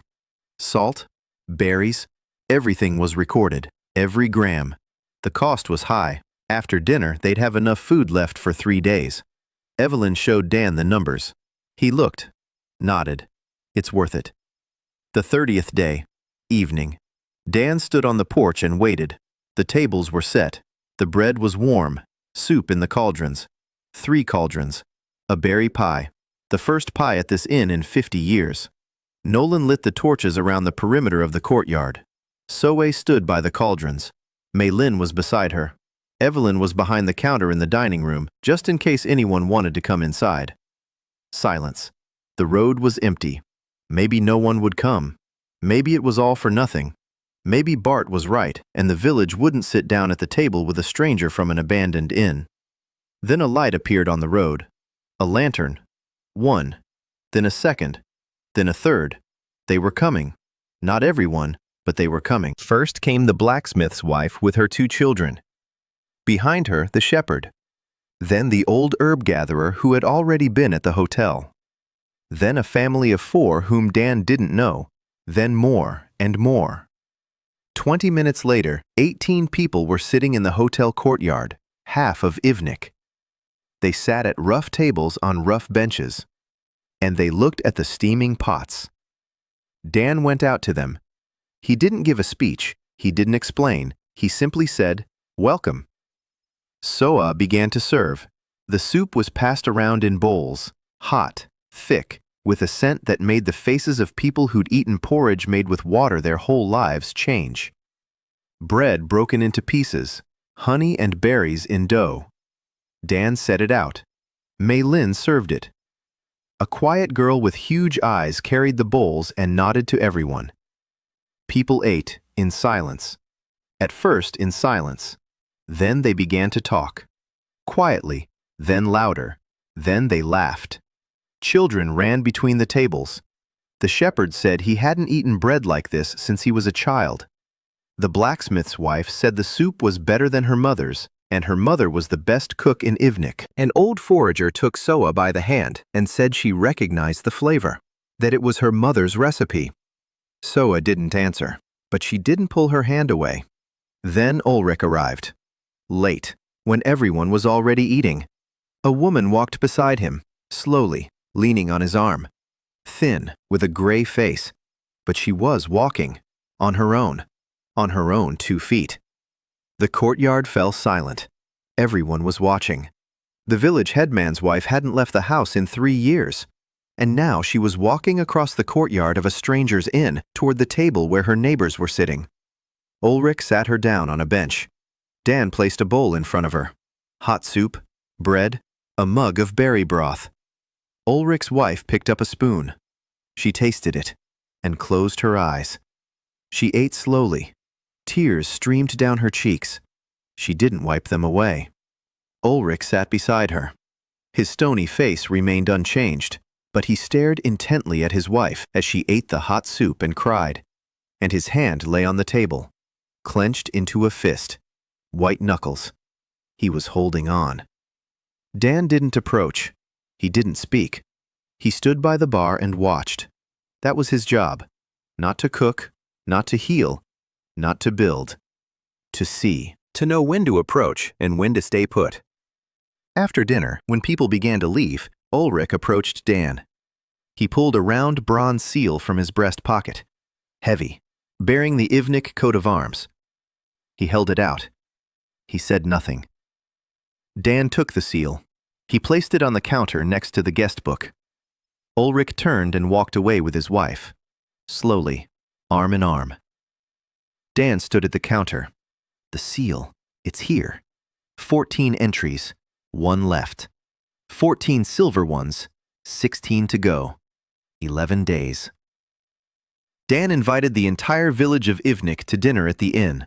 18 people came, including the village elder Ulrich and his wife, who had left the house for the first time in 3 years. Soa prepared a soup that straddled the line between culinary art and herbalism. Without a word, Ulrich handed Dan the community's seal. 14 entries, 14 silver coins, 1 entry left, and 16 silver coins in 11 days. Day 31. The morning after dinner. Dan woke up and didn't immediately realize where he was. His body ached, his back, his legs, his arms. He'd been working non-stop for 30 days. A body from Portland wasn't built for that. He was used to 8-hour shifts behind the counter, not to chopping wood and hauling boilers. He got up. Every joint made itself known. He went out into the hall. Evelyn was already behind the counter. She was the first to wake up. A habit from the trading post, where being late for breakfast was punished with ridicule from the older brothers. She showed him the updated ledger. After dinner in the village, they'd spent more than Dan had thought. Enough food for 2 days. 14 silver. But 3 people from the village had left coins on the table when they left. Not payment, not charity, gratitude. 5 copper coins from the blacksmith's wife, 3 copper coins from the shepherd, and 1 silver coin from the old woman who gathered scraps. A total of 15 silver. 15 to go. Dan asked Evelyn if it was possible to earn 15 silver coins in 11 days. Evelyn looked at the ledger. She looked at him. She said that with the current flow of guests, 2 or 3 people a week, it was impossible. A surge was needed. Something was needed to attract guests who could pay. Not vagrants, not refugees. Merchants, travelers with money, people who could pay for a bath and a good dinner, Dan thought. The road was coming to life, slowly. After Alice told people about the inn, they began turning off the new road onto the old one. Not in droves, but one by one. The royal toll on the new road was rising. People were looking for detours, and the inn at the fork in the road became a beacon. A small one, but visible. It needed to be made brighter. On the 32nd day, a salt merchant arrived. He was carrying 3 sacks from the coast to the city's inland. Salt was expensive. The merchant was expensive. He paid 2 silver coins for the night, plus 3 for the bathhouse. 17 silver coins. 13 left to reach his goal. On the 33rd day, Rachel arrived. Dan didn't know she was coming. He wasn't expecting her. He didn't know about her. He heard footsteps on the porch, heavy, steady. Not the footsteps of a vagrant, not the footsteps of a merchant, the footsteps of a fighter. He opened the door. A woman was standing on the porch, 22 years old, short, dark hair, a scar running from her ear to her chin, leather armor, a sword at her belt, her hand on the hilt. She looked down at Dan. She was half a head taller than him. She said she was looking for Torvin Storms. Dan didn't move. He didn't back away. He didn't show that the name was familiar to him. He said there were many guests at the inn, and he didn't remember everyone by name. She said Torvin Storms was her brother, that he was a deserter from the Order of the Greyhounds, that she, too, was from the Order, and that she hadn't come to kill him. Dan looked at the guest book.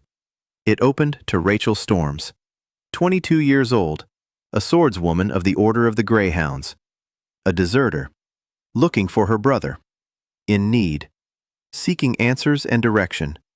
Trust level, 20. Dan looked at the trust level. 20.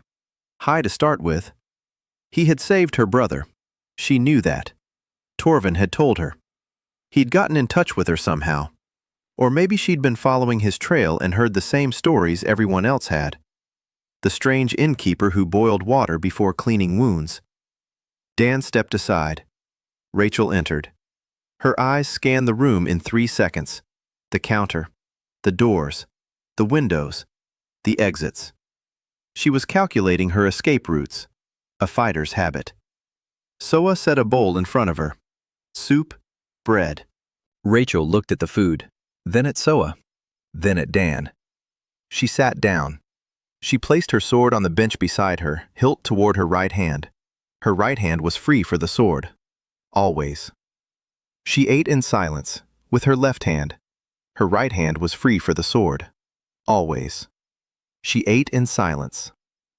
Dan sat down across from her. He waited until she had finished eating. Then he said that Torvin had left 12 days ago. He'd taken the southern road. His wound had healed. He was alive and on his feet. Rachel listened. Her face was expressionless. Only her eyes. Her eyes were changing. Something was melting inside them, slowly, like ice in boiling water. She said she knew, that she'd found him, 3 days ago, in a village to the south. He's alive. He's safe. She'd come here because she wanted to see the man who'd pulled the arrow out of her brother and poured boiling water on the wound, and hadn't killed him in the process. Dan said it wasn't magic, but first aid. Rachel didn't understand the term. Dan didn't bother to explain. Rachel asked if she could stay. For a while. Dan asked how long. Rachel said she didn't know. She had deserted the order 3 days ago. She'd abandoned her post. She'd abandoned her rank. She'd abandoned 10 years of service. The order didn't like that. They'd come for her, just like they'd come for Torvin. Dan looked at her. Another fugitive. Another person being hunted by men with swords. His inn was becoming a refuge for deserters and fugitives. It wasn't what he'd planned, but that's how it turned out. He told Rachel she could stay. Rachel nodded. Then she pulled a purse from her bosom. She set it on the counter. She opened it. Silver. Dan counted them. 12 coins. 3 months' pay for a swordswoman of the order. She said it was payment for a place to stay. Go ahead. Dan opened his mouth and closed it. 12 silver coins. 29. 1 silver coin short of the goal. 1. He took the money, put it under the counter, opened the guest book. 15th entry. Rachel Storms. 15. All 15 entries. There it is. He stood behind the counter and looked at the book. 15 entries. 30 silver coins. No, 29. 1 coin. 1. Evelyn walked over. She looked at the ledger. She looked at Dan. She said that 1 silver coin was small change. Tomorrow, a merchant or a hunter will come and pay for the night's lodging. Dan nodded. 8 days, 1 silver coin. It should be enough. That evening, Rachel was sitting in the hall, not at the table, on the floor by the wall, with her back to the stone wall, facing the door. A habit. 10 years of habit. Mei Lin approached her, quietly, like a cat. She sat down beside her. She didn't speak. She just sat there. Rachel looked at her. Mei Lin looked at her. They sat in silence. 2 girls, one 12, the other 22, both having lost everything, both having found a roof over their heads. Then Mei Lin rested Rachel's head on her shoulder. Rachel froze, like a statue. 5 seconds. 10. Then her left hand, the one always free for the sword, slowly rested on the girl's shoulder. Dan was standing behind the counter, wiping down the wood. He saw it. He said nothing. On the 34th day, Nolan found an old apron in the shed. Leather. Heavy. He mended it, sewed up the tears, and hung it on a hook by the front door. Rachel saw the apron that morning. She looked at it, then at Nolan. Nolan shrugged and said that if she was going to help out in the kitchen, she could take off her armor. Rachel didn't answer. But by lunchtime, Dan saw her in the dining room, the sword on the wall, on a hook, next to the sign. The apron over her leather armor. She was carrying plates. With both hands. Both of them. For the first time in 10 years, her right hand wasn't on the sword hilt.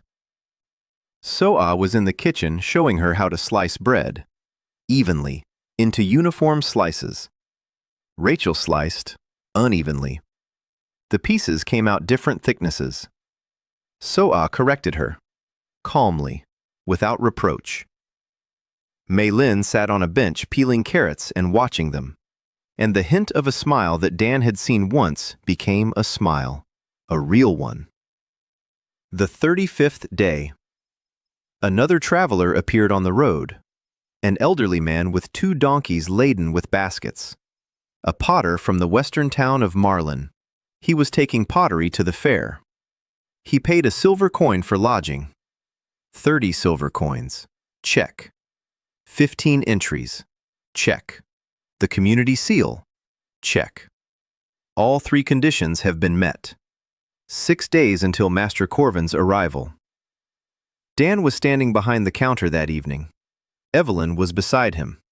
She closed the ledger. She looked at him, and she said the first thing he'd ever heard from her that sounded like a compliment. She said he'd done well. Dan replied that they'd done well. Evelyn lowered her eyes. The corner of her mouth twitched. Almost a smile. Almost. Evelyn's trust. Dan glanced at the guest book. 22. It had been 8. It had grown to 22 over 23 days. Slowly. But it was growing. She wasn't laughing yet, but she was almost smiling. That night, Dan stepped out onto the porch. Everyone was asleep. So-A was upstairs. Evelyn was in her study. Nolan was in the shed. Mei Lin was in the kitchen by the stove. Rachel was in the living room by the wall, with her sword within arm's reach. Dan stood on the porch and looked out at the road. The moon hung low. White. Full. 3 willow trees stood motionless. The road shimmered silver in the moonlight. And on the road, far, far away, the south road. A small light. Someone was walking, with a lantern, toward the inn. Dan watched the light and thought that 40 days ago, no one had walked along that road. But now they were coming. Toward him. Toward his door. Toward his hearth and bread and hot water. He turned toward the house, and he heard it. From the basement, from behind the door he'd never opened. Quietly, clearly, a voice. Old, weary, familiar. A voice he'd never heard before but recognized. "Danny, it's me. Don't turn off the light. I'm almost there." Dan froze. Danny. No one called him that. No one except his mother when he was little, and his mother said it came from his grandfather, that his grandfather used to call him that. A grandfather he'd never seen. A grandfather who left Korea for America and died before he was born. Or maybe he didn't die. Or maybe he didn't leave. Or maybe he went somewhere completely different from where everyone thought. Dan stood on the porch. Night, the moon, the road, a light in the distance, his grandfather's voice from the basement, and 6 people sleeping under his roof. He went inside, closed the door, threw some firewood into the hearth. He didn't turn off the light. The 36th day. 5 days until Master Corvin. Dan stood on the 3rd step in the basement, staring into the darkness. He'd been coming down here every night for the past 3 days, following the voice, following Danny's word. The darkness below was thick and alive. The breathing continued, deep, steady, but now something else had joined it. Warmth. The steps beneath his feet were warm, as if someone had lit a fire behind the door down there. Dan stepped down to the 4th step for the first time, then to the 5th, to the 6th. 7 steps and a landing. On the landing was a door, number 13. He saw it in the darkness, not with his eyes, but somehow differently. He sensed it. The door was wooden, old, no handle, no keyhole, a smooth surface with a palm-shaped indentation in the center. He reached out his hand. He didn't touch it. He stopped a centimeter away. Warmth washed over him in a wave, and a voice. Quiet, not words, a melody, similar to a lullaby he'd heard somewhere, in childhood, or before childhood. He withdrew his hand. He went back upstairs. In the morning, he told Soa about it. She listened while standing by the stove. Her hands were covered in flour. Her face was calm. Then she said that her mother had told her about the basement. Uncle Ho never let anyone go down there. He said that something was sleeping down there that shouldn't be woken up, and that when the time came, the door would open on its own. Dan asked, "What if it doesn't open on its own?" Soa looked at him and replied, "Then there's no need to open it." Rachel had overheard the conversation. She walked over. She said that in the Order of the Grey Hounds there was a legend about locked doors in old hotels, that behind them lay a power the Watchers couldn't control, that the Order had destroyed the Watchers precisely because of those doors, because someone up there was afraid of what lay behind them. Dan looked at her. He asked who up there was. Rachel fell silent. Trust level 35. Not high enough for a secret. She said she'd tell him when she was ready. Dan nodded. He didn't press her. The 37th day brought a problem. Bart. Dan found out from the blacksmith's wife, who now came to the inn every other day for bread. Bart was going around the village collecting signatures, a petition, addressed to Master Corvin. The petition stated that the innkeeper at the fork in the road was practicing witchcraft, that the water in his bathhouse was bewitched, that his bread was addictive, that he was harboring deserters and runaway brides. 12 signatures, half the village, those who hadn't come to dinner, those Bart had kept in line through debt and fear. Evelyn listened and said that the complaint was serious. Master Corvin wasn't obligated to believe Bart, but he was obligated to review the complaint. If he does, he might delay the issuance of the license. He might order an inspection. He might require them to resubmit documents. Time, which they don't have. Dan sat down at the bar and thought. In Portland, when a neighbor complained to the fire inspector, Dan didn't fight him. He invited the inspector on a tour. He showed him the kitchen. He showed him the fire exits. He showed him the fire extinguishers. The inspector left satisfied and wrote in his report that there were no violations. There's no need to fight with Bart.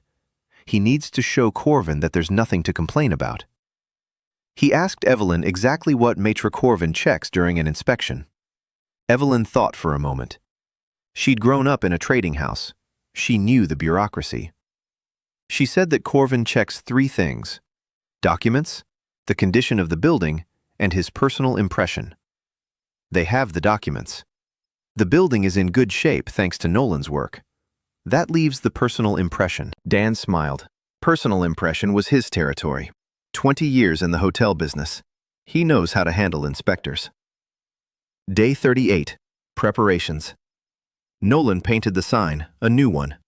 He carved it out of a board and burned the letters with a red-hot nail. The Three Willows Fork Hotel. Neat, legible, as beautiful as text seared into a pine board can be. Soa scrubbed the kitchen until it shone. Every pot, every shelf, every jar. Mei Lin mopped the floors throughout the house. Rachel swept the yard and fixed the gate. Evelyn prepared the paperwork.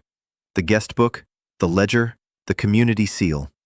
Everything was laid out on the counter in an order that Dan would have called the perfect front desk. Day 39. Silence. Anticipation. Dan was standing on the porch that morning when he saw movement on the eastern road. Not a traveler, not a merchant. A rider. Alone. On a dark horse. Moving quickly, past the inn, without stopping. But when the rider drew level with the gate, he turned his head, looked at the house, at Dan. 3 seconds, and rode on. His face was hidden by a hood, a sword at his side, a badge on his chest. Silver, engraved with a hound, the Order of the Greyhounds. Rachel was standing behind the door. She saw him. She turned pale. She said he was a scout. They know she's here. They'll send someone. Not tomorrow, not the day after tomorrow, but soon. Dan asked who. Rachel said the name. Lord Anselm Weir, commander of the order. Her hands were shaking, for the first time ever. Dan asked who he was. Rachel said he was the one you couldn't run from, the one who finds everyone. The one who had personally executed 7 deserters over the past year, and that she'd rather face a pack of rabid wolves than him. Dan said the hotel walls would hold. The Pact of the Crossroads. Under this roof, the pursuer cannot raise a hand. Rachel looked at him. She said that Weir knew about the pact, more than anyone else. And there was something in her voice that Dan didn't understand. Not yet, anyway. The 40th day, the eve. Everything is ready. Dan walked around the house one last time. The hall, the bar, the book, the keys, the kitchen, the hearth, the cauldrons, the study, the bathhouse. The portal door was closed and hidden behind a canvas curtain. No need to show Corvin any magical doors. Ordinary ones would suffice. Second floor, 3 rooms. Clean. Mattresses stuffed with fresh hay. Towels on nails. Pitchers of water. A number on every door. Nolan had carved them. 2, 3, 4. Number 1 is his room. That very one, with the Roman numeral 1. Dan stopped at his door. He placed his palm on the wood. Warm. Alive. Home. Are you ready? Home didn't answer, but the firewood in the hearth flared up a little brighter. Dan didn't sleep that night. He sat by the hearth. Rachel sat against the wall. She wasn't sleeping either. They were silent. Each was lost in their own thoughts. Dan thought about Corvin. Rachel thought about Ver. Then Rachel said that if everything went well tomorrow and the hotel remained, she would like to... She paused. Dan waited. Rachel said she'd like not to be a guest. Something else. Dan asked what. Rachel was silent for a long time. Then she said one word. Home. She'd like to be home. Trust 40. The book updated. Dan nodded and said she was already home. Day 41. Morning. The sky is gray. The wind is blowing from the east.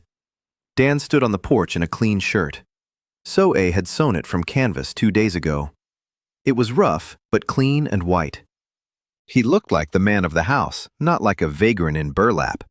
His crew was behind him. Soa was in the kitchen, the pot was on the stove, bread was in the oven. Evelyn was behind the counter. The documents were laid out. Nolan was on the second floor, doing a final check. Mei Lin was sweeping the yard. Rachel had put her sword away, for good. She'd hidden it under a mattress upstairs. She was wearing an apron and a clean shirt. She stood at the entrance and looked like a servant, not like a swordswoman. It was her idea, not to draw attention. If Corvin saw a former greyhound behind the inn counter, there would be more questions than answers. Noon. A group appeared on the western road from Ivnik, 4 of them. Leading the way was a man on a mule, a long gray coat, a hat with a feather, a bag of papers slung over his side. Behind him were 3 others, 2 assistants and Bart. Bart walked beside Corvin and talked. Dan could see his mouth moving. A lot. Fast. Corvin listened with the expression of a man hearing his 10th complaint of the day and wanting to go home. They rode up to the gate. Corwin dismounted from the mule. He looked around. A sign, a clean courtyard, Maylin at the gate. A child. A living child at the inn. That's a good sign for any inspector. Dead people don't keep children in their homes. Dan came down from the porch. He held out his hand. He introduced himself. Maître Corwin. Welcome to the 3 Willows Inn. You must be tired from the road. Please come in. A hot meal is already on the table. Corvin looked at the outstretched hand, then at Dan, then at the inn. He'd expected a ruin, a sorcerer's lair, rotting walls and rat droppings. He had envisioned a clean house with smoke rising from the chimney and the smell of fresh bread. His hand shook Dan's, automatically. They went inside. Evelyn was behind the counter. Her back was straight. Her face was calm. Documents lay on the counter. She introduced herself as the bookkeeper. She placed the guest book in front of Corvin. 15 entries, each with a name and a date. The ledger. Income, expenses, a tax column. 30 silver coins set aside in a sealed pouch. The community's seal on the document, signed by Ulrich. Corvin flipped through the pages. His eyebrows rose. He was used to dingy taverns where the owner couldn't even count his own fingers, but here the bookkeeping was good enough to show to the treasury without shame. He looked at Evelyn and asked who had taught her to keep the books. Evelyn replied briefly, "My father." Corvin nodded. He didn't press for details. Bart stood in the corner, blushing. His complaint was in Corvin's bag. 12 signatures, sorcery, enchanted water, addictive bread. Dan saw Bart shifting from foot to foot, biding his time. Dan wasn't going to wait. He turned to Corvin and said he knew about the complaint, that the owner of the local diner was concerned and had every right to be. Competition raises questions, and that he'd like to answer all those questions right now, in person. Corvin looked at Bart, then at Dan.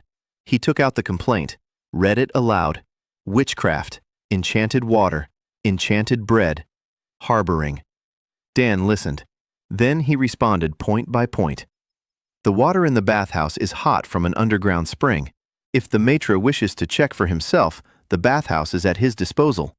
The bread is baked from flour, water, and honey. He is ready to show the recipe. Harboring. All guests are recorded in the book, names and dates. If the Crown wishes to verify the names, he has no objection. Corvin listened. His expression remained unchanged. A bureaucrat, an experienced one. You can't win him over with words, but you can win him over with an impression. Dan said that lunch was ready, if the maître would allow it. Corvin allowed it. Soa served it. Soup, bread, roasted meat. The rabbit Rachel had caught yesterday, with herbs, with roots that Soa had found in the portal clearing. Corvin ate, silently. His assistants ate. Bart didn't eat. He stood in the corner, staring intently at Dan. Corvin finished eating. He set down his spoon and said 3 words. Quite dignified, overseer. Caretaker. Not the owner, not the innkeeper. Caretaker. Dan froze. Corvin knew that word. Corvin looked at him and said that he was an old bureaucrat who'd seen it all, that he'd seen ruins all along the road, that he knew what the caretaker's inn was, that he hadn't believed for a long time that anyone else would ever receive the key. Then he stood up. He took a license form out of his bag. He filled it out. Name, Daniel Ho. Position: caretaker. The Three Willows Inn. Status: active. He stamped it, a red royal seal, and handed it to Dan. Bart opened his mouth. He closed it, opened it again, said it was impossible, that there was a complaint, 12 signatures. Corvin turned to him, looked down at him, said the complaint had been reviewed and rejected, that if Master Bart wanted to file an appeal, the office was in the capital and held office hours on Thursdays from 9 to noon. Bart flushed red. He spun around. He walked out. He slammed the door so hard that a mug fell off the wall. Nolan picked it up. The mug hadn't broken. It was made of clay that Nolan had fired himself. Sturdy. Corvin finished his brew. He stood up. He walked over to Dan, and quietly, so the assistants wouldn't hear, he said that the Watchers hadn't disappeared 50 years ago for no reason. That Dan should be careful. That not everyone in the office was happy about the return of the keys, and that whoever had destroyed the Watchers was still alive. Dan asked who. Corvin shook his head. He said it wasn't his secret, and that he was just a bureaucrat who liked good soup. Then he got on his mule and rode off, with his assistants, down the western road. Dan stood on the porch, the license in his hand, the red seal. The hotel was saved. The first arch was closed. He went back inside. The team was waiting. So-A, Evelyn, Nolan, Mei-Lin, Rachel. 5 pairs of eyes. Dan placed the license on the counter next to the guest book. He said one word. Done. Mei-Lin pressed herself against him, silently. She wrapped her arms around his waist and stood like that for 10 seconds. Dan placed his hand on the top of her head. Nolan nodded, once, seriously. So-A turned away toward the stove, but her shoulders were trembling. Evelyn sat behind the counter and looked at the ledger. Her hand rested on the page with the final tally. 30 silver coins, exactly. 0 in the balance. They walked a tightrope and didn't fall. Maître Corvin arrived and conducted an inspection. He dismissed Bart's complaint and issued the license, naming Dan the keeper. Before leaving, Corvin warned that the one who had destroyed the keepers 50 years ago was still alive. The first arch was complete. The inn was officially recognized as operational. The night of the 41st day. Everyone was asleep. So-A rested her head on her folded hands at the kitchen table. Evelyn was curled up in the study chair, covered with Rachel's coat. Mei-Lin slept under the kitchen table, clutching the cat. No one remembered where the cat had come from. He was just there. A ginger cat, with one torn ear. Mei-Lin named him Broth. Nolan was sleeping in the shed on the workbench. Rachel was by the wall in the living room. Her hand was no longer on her sword. Just beside it, just out of habit. Dan stepped out onto the porch. Night, the moon, the road. He stood there, breathing. The cold air smelled of wet earth and pine needles and something else. The road. That's what the road smells like now that people have started traveling on it again. Stone and dust and footprints. He looked down the road to the south, and he saw it. Far away, a little light, warm. Someone was walking along the road with a lantern, toward his door. Dan watched the little light and sensed that this light was different. Not a guest, not a merchant, not a refugee. There was something in the way he moved, steady, unhurried, like a man who knows the road, who has walked it 1,000 times. The light approached slowly. Dan waited. 10 minutes? 20? The light reached the fork in the road. It stopped by the 3 willow trees and went out. Dan tensed. Silence. Darkness. Then, a knock on the door. Where was it coming from? He was standing on the porch. The front door was behind him. The knocking was coming from inside, from the living room. No, From beneath the living room, from the basement, from behind the 13th door. Loud, insistent, not steady as usual, desperate. And a voice. "It's me, Danny. Open up, please." "I'm home." Dan went inside. Rachel woke up, her hand on her sword. Dan shook his head. He said everything was fine. It wasn't the enemy. Rachel looked at him. She didn't lower her hand, but she didn't get up. Dan went into the kitchen. He went down to the basement. 7 steps, a landing, a door. The 13th. Heat came in waves. The breathing behind the door quickened, like that of a sleeper waking up. A voice. Closer. Clearer. "Danny, you've grown up. I know you have. I can feel it.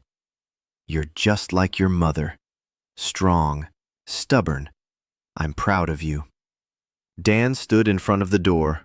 Tears streamed down his face. He didn't wipe them away. He placed his palm on the indentation in the door.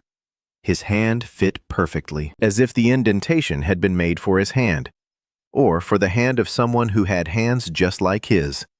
Warmth, a flash, not of light, a sensation. He saw, not with his eyes, from within. An old man, short, thin, a Korean face with deep wrinkles, gray hair, eyes, his eyes. The same eyes Dan saw in the mirror every morning. The old man stood on the other side of the door, in a place that was neither a room nor a basement. A white space, endless. And the old man was smiling. He said the door couldn't be opened yet, that Dan wasn't ready, that behind the door lay the first hotel, the house of Viala, and what the goddess had locked away with her life. He said that 50 years ago he'd opened the door too soon and let the shadow out. And the shadow destroyed the watchers, all of them, in a single night. And the temples of Viala, all of them, in a single night. And he fled, through that same door, into another world, to Portland, into a life where there is no magic and no guilt. But the guilt remained, and the door didn't close, and the shadow is seeping through, slowly, through the cracks. The beasts in the east, it's the shadow, it's calling them, it's growing. And if Dan doesn't close the door or open it the right way with the full power of a watcher, with 12 rooms, with 3 portal doors, with a team that believes in him, the shadow will escape, and the world won't survive a second time. Grandpa fell silent. Then he said one more thing. The one who helped the shadow back then, the one who betrayed the watchers, the one who opened the gates to the order. It was a watcher, one of them, young, ambitious, who wanted the power of the door for himself. His name was Anselm Weir. Dan took his hand off the door. He stood in the darkness of the basement. His breathing was steady, even again. Grandpa had left, or fallen asleep, or was waiting. Dan went upstairs. Rachel was standing by the stairs, a sword in her hand. She saw his face. She asked what.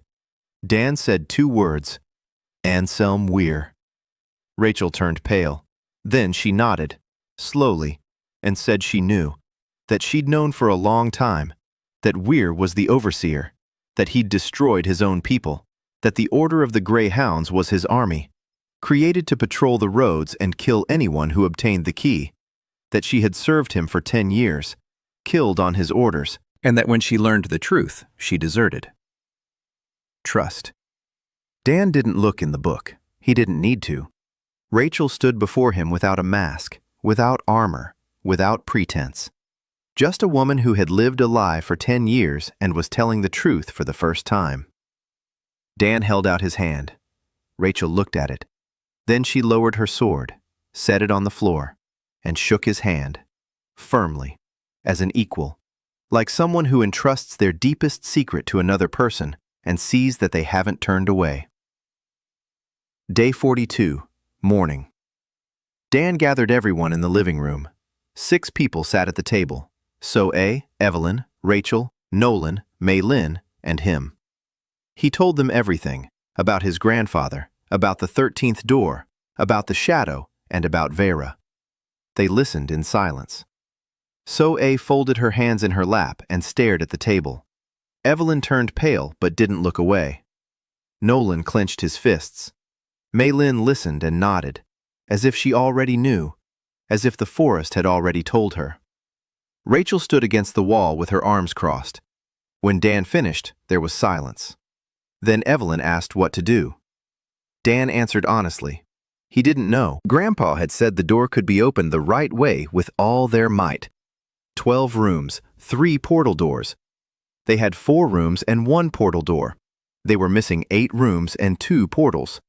For that, they needed guests, lots of guests, and time. How much time? He didn't know. The shadow was growing. The beasts in the east were appearing more often, closer.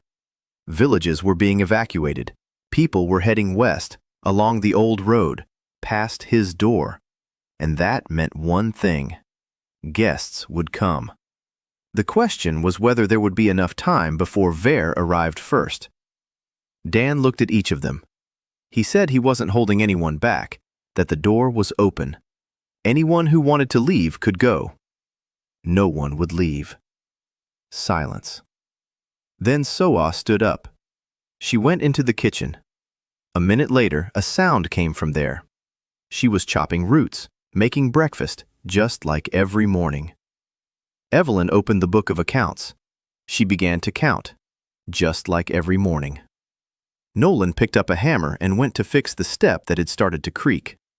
Rachel picked up the sword from the floor where she'd left it the night before. She hung it back on the wall and put on an apron. Mei-Lin followed Soe into the kitchen. The cat, Bouillon, ran after her. Dan stood in the hall, alone. They stayed, all of them, without words, without promises, without vows. They simply stayed and went back to work, because this was their home. The following weeks merged into a single stream. Guests arrived. From the east, refugees fleeing the beasts, families, hunters, merchants who could no longer travel the eastern roads. Dan welcomed them all. The bathhouse operated around the clock. Soe cooked for 20 people, then for 30. The kitchen that remembers taste never stopped. The shelves that had been empty filled themselves, not with food, with spices, with herbs, the ones Soe needed for a specific dish for a specific guest. The kitchen remembered the taste of everyone who had eaten at that table. The rooms grew. The 5th door, the armory. After a veteran who had served on the border for 30 years and forgotten how to sheathe his sword without fear. The 6th, the library. After the old scribe who spent his whole life copying other people's books and never once read a single one for himself. The 7th, the children's room. After a mother with 3 children who hadn't heard a lullaby in a year, Mei-Lin moved into the children's room, the first room of her own in her life, with a real bed, with a window overlooking 3 willow trees, with her cat Bouillon sleeping at her feet. 8th, the workshop, after Nolan. Nolan wasn't a guest, he was family, but one morning he finished a carved window frame for the living room. He'd worked on it for 3 days, every scroll, every line, perfect. He set the frame in place and stepped back, and a door appeared in the wall beside it. The workshop, his workshop, with tools he'd only ever seen in his dreams. Planes, chisels, vices, different kinds of wood. Nolan stood in the doorway and cried, quietly, silently. His hands that had worked under the blows for 3 years. Finally, they had a place where they could create without fear. The 9th door, the 10th, the 11th. Guests arrived. The rooms expanded. The 2nd portal door opened on the 60th day. A lake, clear, deep, with fish that glowed in the dark. Soa said these fish healed the eyes. The old woman from Ivnik came every week now. She ate the fish, Her cataracts were receding. On the 90th day, Weir arrived, not with an army, alone, on horseback, in plain clothes, without any insignia. He dismounted at the gate. He approached the door and knocked, like a guest. Dan opened it.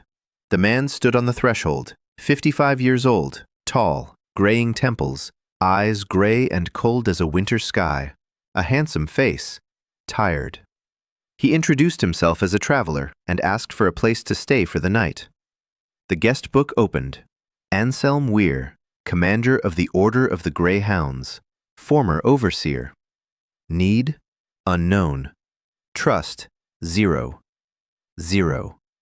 Dan had never seen 0.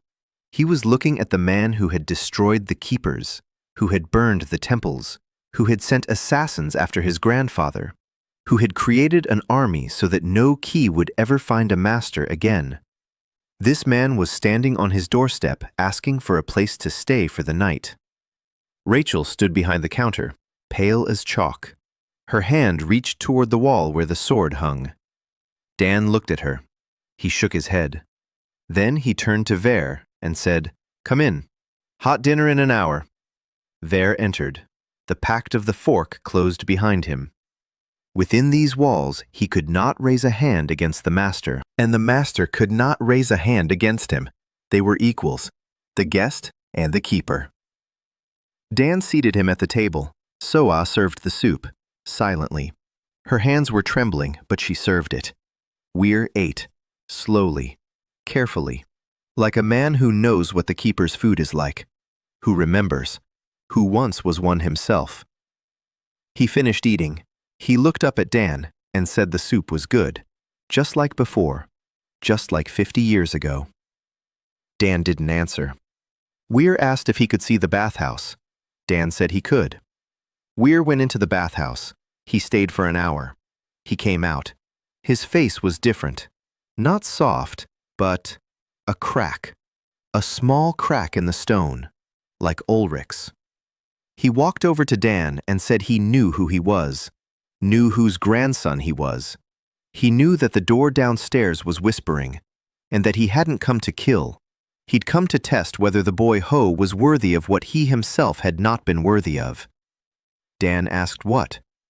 Weir answered with one word: forgiveness. Weir left at dawn, without a word. He left a silver coin and his key on the counter, an old key, tarnished by time, with an engraving Dan couldn't read. Dan picked up the key. It was warm, alive, like all the keys in this house. The key of the former keeper, the one who betrayed, burned, and destroyed, and returned 50 years later to give back what he had stolen. Dan placed the key next to the others on the shelf behind the counter. The 12th key. 12 rooms. He didn't know which room would emerge from the traitor's key. He didn't know if it would appear at all. But the key lay on the shelf, and the house accepted it. The walls grew warmer, by 1 degree, by a single breath. Soa was the first to notice. She said the house sounded different, fuller, like an orchestra to which a final instrument had been added. Months passed. 5, 6, 7. The hotel grew. Not quickly, just right. Each room for a specific guest. Each door opened because someone had received what they couldn't get anywhere else. The 12th room appeared quietly, at night, without a knock, without a flash. Dan woke up and saw a door in the wall that hadn't been there yesterday. He opened it. Behind the door was a room, small, warm, with a hearth that burned without firewood, with an armchair by the window, with a window from which one could see not the courtyard but the highway, the entire highway. From sea to sea, as if from a bird's eye view, a watchtower, the keeper's room, his room. Not for a guest, for the master. The house had finally given him a place of his own. In the 5th month, Sonhwa arrived, a nun of the Viala order, the last one. She entered the inn and stopped. She stood in the doorway and looked at the hall, at the front desk, at the keys on the shelf, at the fire in the hearth. She was crying, silently. Tears streamed down her motionless face. For 50 years she had been searching for what she saw now. A living house, a burning hearth, keys on the wall, the caretaker behind the counter. She approached Dan, looked at him, and said that he was 50 years too late. But he had come.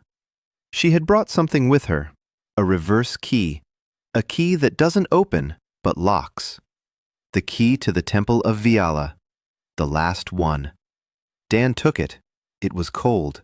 Unlike all the other keys in this house, this one was cold. Sonhwa said he had a choice: to close the 13th door forever, to lock away the shadow, to lock away his grandfather, to lock away the first hotel, safely, forever, or to open it with full force, with 12 rooms, with 3 portal doors, with a team, with faith, and face whatever comes out. Risk everything. Dan thought about it for 3 days. For 3 days he sat in his watchtower and looked out at the highway, at the road where people were walking. They were already walking. Not just 1 or 2, dozens. The road was coming to life. Merchants, pilgrims, families, refugees. Everyone passed by the 3 willows. Everyone saw the smoke. Everyone knocked on the door. Other lights appeared on the road, distant ones. Dan didn't know what they were, but he sensed it. Other inns, other keepers. They were returning. Keys were finding their owners. Doors were appearing in the walls. Fireplaces were blazing.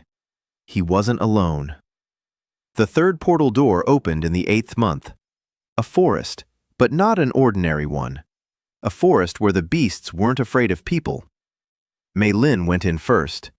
She came out 3 hours later with a wolf, a huge one, gray, calm. The wolf lay down at the threshold and closed its eyes. Mei Lin said it would stand guard, that the forest was no longer angry, that the shadow had called to the beasts, but Mei Lin had called louder. Her blood, the blood of the guardians of the borderlands. She was the only one who could speak to the forest. And she told the forest that the house was alive, that the keeper had returned, that there was no longer any need to be afraid. As the year drew to a close, Dan went down to the basement, for the last time. 7 steps, a landing, a door, the 13th. He stood before it, in his right hand his grandfather's warm key, the one that Ver had returned. In his left hand, Viala's cold key, the one Sonhwa had brought. Behind him, on the stairs, everyone. Soa with a bunch of herbs in her hands. Soa who was finally brewing medicine, who had saved 11 lives over the past few months, who was no longer afraid. Trust 78. She showed Dan the secret entrance to the herb garden that the charter hadn't told him about yet. Evelyn with the book of accounts under her arm. Evelyn, who a week ago, in front of Dan, tore up her marriage contract. Calmly, without tears, without trembling. She tore it up and threw it into the hearth. She said she wasn't Marsh anymore. She was here now. Trust 79. Rachel without her sword. The sword remained on the wall in the hall, forever. She said yesterday that for the first time in 10 years she'd had a dream without blood, that she dreamed of a kitchen, and bread, and Soa's hands cutting herbs, and that she'd woken up and hadn't reached for the hilt, for the first time. Trust 76. Mei Lin holding the cat Bouillon in her arms. Mei Lin, who had long called him a Josie, who told him what the forest whispers to her, who brought the wolf and calmed the beasts. 12 years old, the bravest person he'd ever known. Trust level 80. Nolan, quiet, serious. A 17-year-old craftsman who built this house with his own hands, who no longer flinches at loud noises, who laughed out loud for the first time yesterday when Bouillon snatched a fish off the table. Isolde, a minstrel who arrived on the 41st night and stayed, who sang every evening for everyone, who warned them about Corvin a week in advance, who admitted she'd come to use Dan, and couldn't, because you can't use someone who sets a bowl of hot soup in front of you and doesn't ask why you came. Trust 75. She told him about her fiancé, about the execution, about the song they forced her to sing, and then she sang another one for Dan, her own, the first one in 10 years. Shonhua, straight back, quiet voice, the nun who had been searching for him for 50 years, who said, "You're too late, keeper." But you've come. Dan stood in front of the door. Everyone was behind him. He looked at the two keys. Right hand, the warm key, open. Left hand, the cold key, close. He turned to face them, looked at each one. Soa nodded, Evelyn nodded, Rachel nodded, Maylin nodded, Nolan nodded, Isolde nodded, Shonhua nodded. Dan turned toward the door. He placed his right palm on the recess. He inserted the warm key into the slot that hadn't been there a second ago. He turned it. The door opened. Beyond it, there was no darkness. Beyond it, there was light, warm, golden, like the light of a hearth, like the light from an oven baking bread. Standing behind the door was grandfather, alive, old, bent over, with a lantern in his hand, that very one, the little light on the southern road. He had been walking here for 50 years, through a space that has no distance but has time. For 50 years he had been walking toward his door, and he had arrived. Grandfather looked at Dan, at his face, at his hands, at the people behind him, at the house that had grown from a single room and 0 guests. And he smiled. He said, "Danny, my boy, you have a fine hotel." Dan held out his hand. Grandfather took it. He stepped over the threshold. A shadow behind him stirred. Huge, ancient, hungry. It was struggling to get out. Through the crack, through the door, through 50 years of confinement. Dan didn't back down. He stood in the doorway, holding the door. His door, his house, his right. Sonhua stepped forward, a cold key in her hand. She looked at Dan. He nodded. Sonhua inserted the reverse key into the same slot. She turned it, counterclockwise. The door began to close. The shadow howled, not with a voice, with a vibration. The walls trembled. The floor beneath their feet began to crack. Maylin screamed, not out of fear. She was screaming at the shadow, in a language no one but the forest knew. The wolf at the threshold upstairs howled. The forest answered. Thousands of voices, beasts, all the beasts of the eastern forest. They howled together, a wall of sound against the shadow. Rachel stood in front of Maylin, without a sword, with empty hands. She shielded the child with her own body. She simply stood there. Soa tossed a bundle of herbs into the crack of the closing door. The herbs burst into a white flame. The shadow recoiled. For a second. Long enough. The door closed. The cold key turned all the way. A click. Silence. Absolute silence. Dan stood in the basement. Grandpa stood beside him. Alive. On this side. The 13th door had vanished. It hadn't closed. It had vanished. A wall. Smooth. Stone. As if the door had never been there. The shadow was locked away. Forever. By Viola's reverse key. Grandpa sat down on a step. Heavy. Tired. Dan sat down next to him. They sat in silence. Then Grandpa said it smelled like bread. Dan nodded. Soa bakes. Every morning. Grandpa said he wanted to try some. Dan helped him up.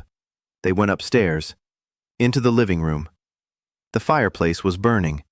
It was always burning. Soa was standing by the stove. Maylin was sitting on a bench with a cat. Evelyn was behind the counter. Rachel was by the wall. Nolan was by the window. Isolde was tuning her lute. Sonhua was standing at the entrance, looking out at the road. Grandpa stopped in the middle of the hall. He looked. at everything, at the counter, at the keys, at the door, at the people, at the house he'd abandoned 50 years ago, and which his grandson had rebuilt. Soa turned around. She saw him. Her hands froze. An old Korean man with deep wrinkles. She recognized him. Not his face, his eyes. The same eyes as Dan's. She said quietly, "Uncle Ho." The old man smiled. He said the tea had probably gone cold by now. Even very hot tea cools down over 50 years. Soa laughed. For the first time in 5 years, a full, open laugh. And she put the teapot on the stove. Dan sat the old man down at the long kitchen table, the very same one, the one where the whole team used to sit every evening. He placed the hot teapot in the center. He poured tea into the mugs. 8 mugs, 8 people. And the cat. The cat got a saucer of milk. It was a house rule. No work at the table. They sat and drank tea. Grandpa told stories about the old days, about the highway when thousands used to travel along it, about the inns that stood at every crossroads, about Vyala, the goddess of the roads, who died to lock away a shadow, about the keys, about the keepers, about how he ran away and lived in Portland for 50 years, working as a cook in a Korean restaurant, and every night saw 3 willow trees at the fork in the road in his dreams. Mei-Lin listened with her mouth agape. Nolan listened intently. Evelyn took notes. In a new book, not a ledger, a book of stories. Isolde didn't take notes. She memorized. She's a minstrel. That's her job, to memorize and retell. That evening, Dan stepped out onto the porch, out of habit every evening. The highway in the sunset light, 3 willow trees, roads, and on the roads, lights, lots of them, dozens. Travelers were walking along the old highway, toward the hotels that were lit up again. 12 dots on a map that hadn't existed for 50 years. The caretakers had returned. The highway was alive. Somewhere far to the south, in another hotel, someone was putting a kettle on the stove for the first time, wiping down the counter, and opening the door to a stranger who said one word, "Please." Dan stood on the porch. Behind him was the house. His house, full of people, full of warmth, full of the scent of bread and herbs and clean wood. From inside came Mei-Lin's laughter, and Grandpa's voice, and the clinking of mugs, and Isolde's melody. Quiet. New. His own. Dan smiled. He turned toward the door and stepped inside. Home.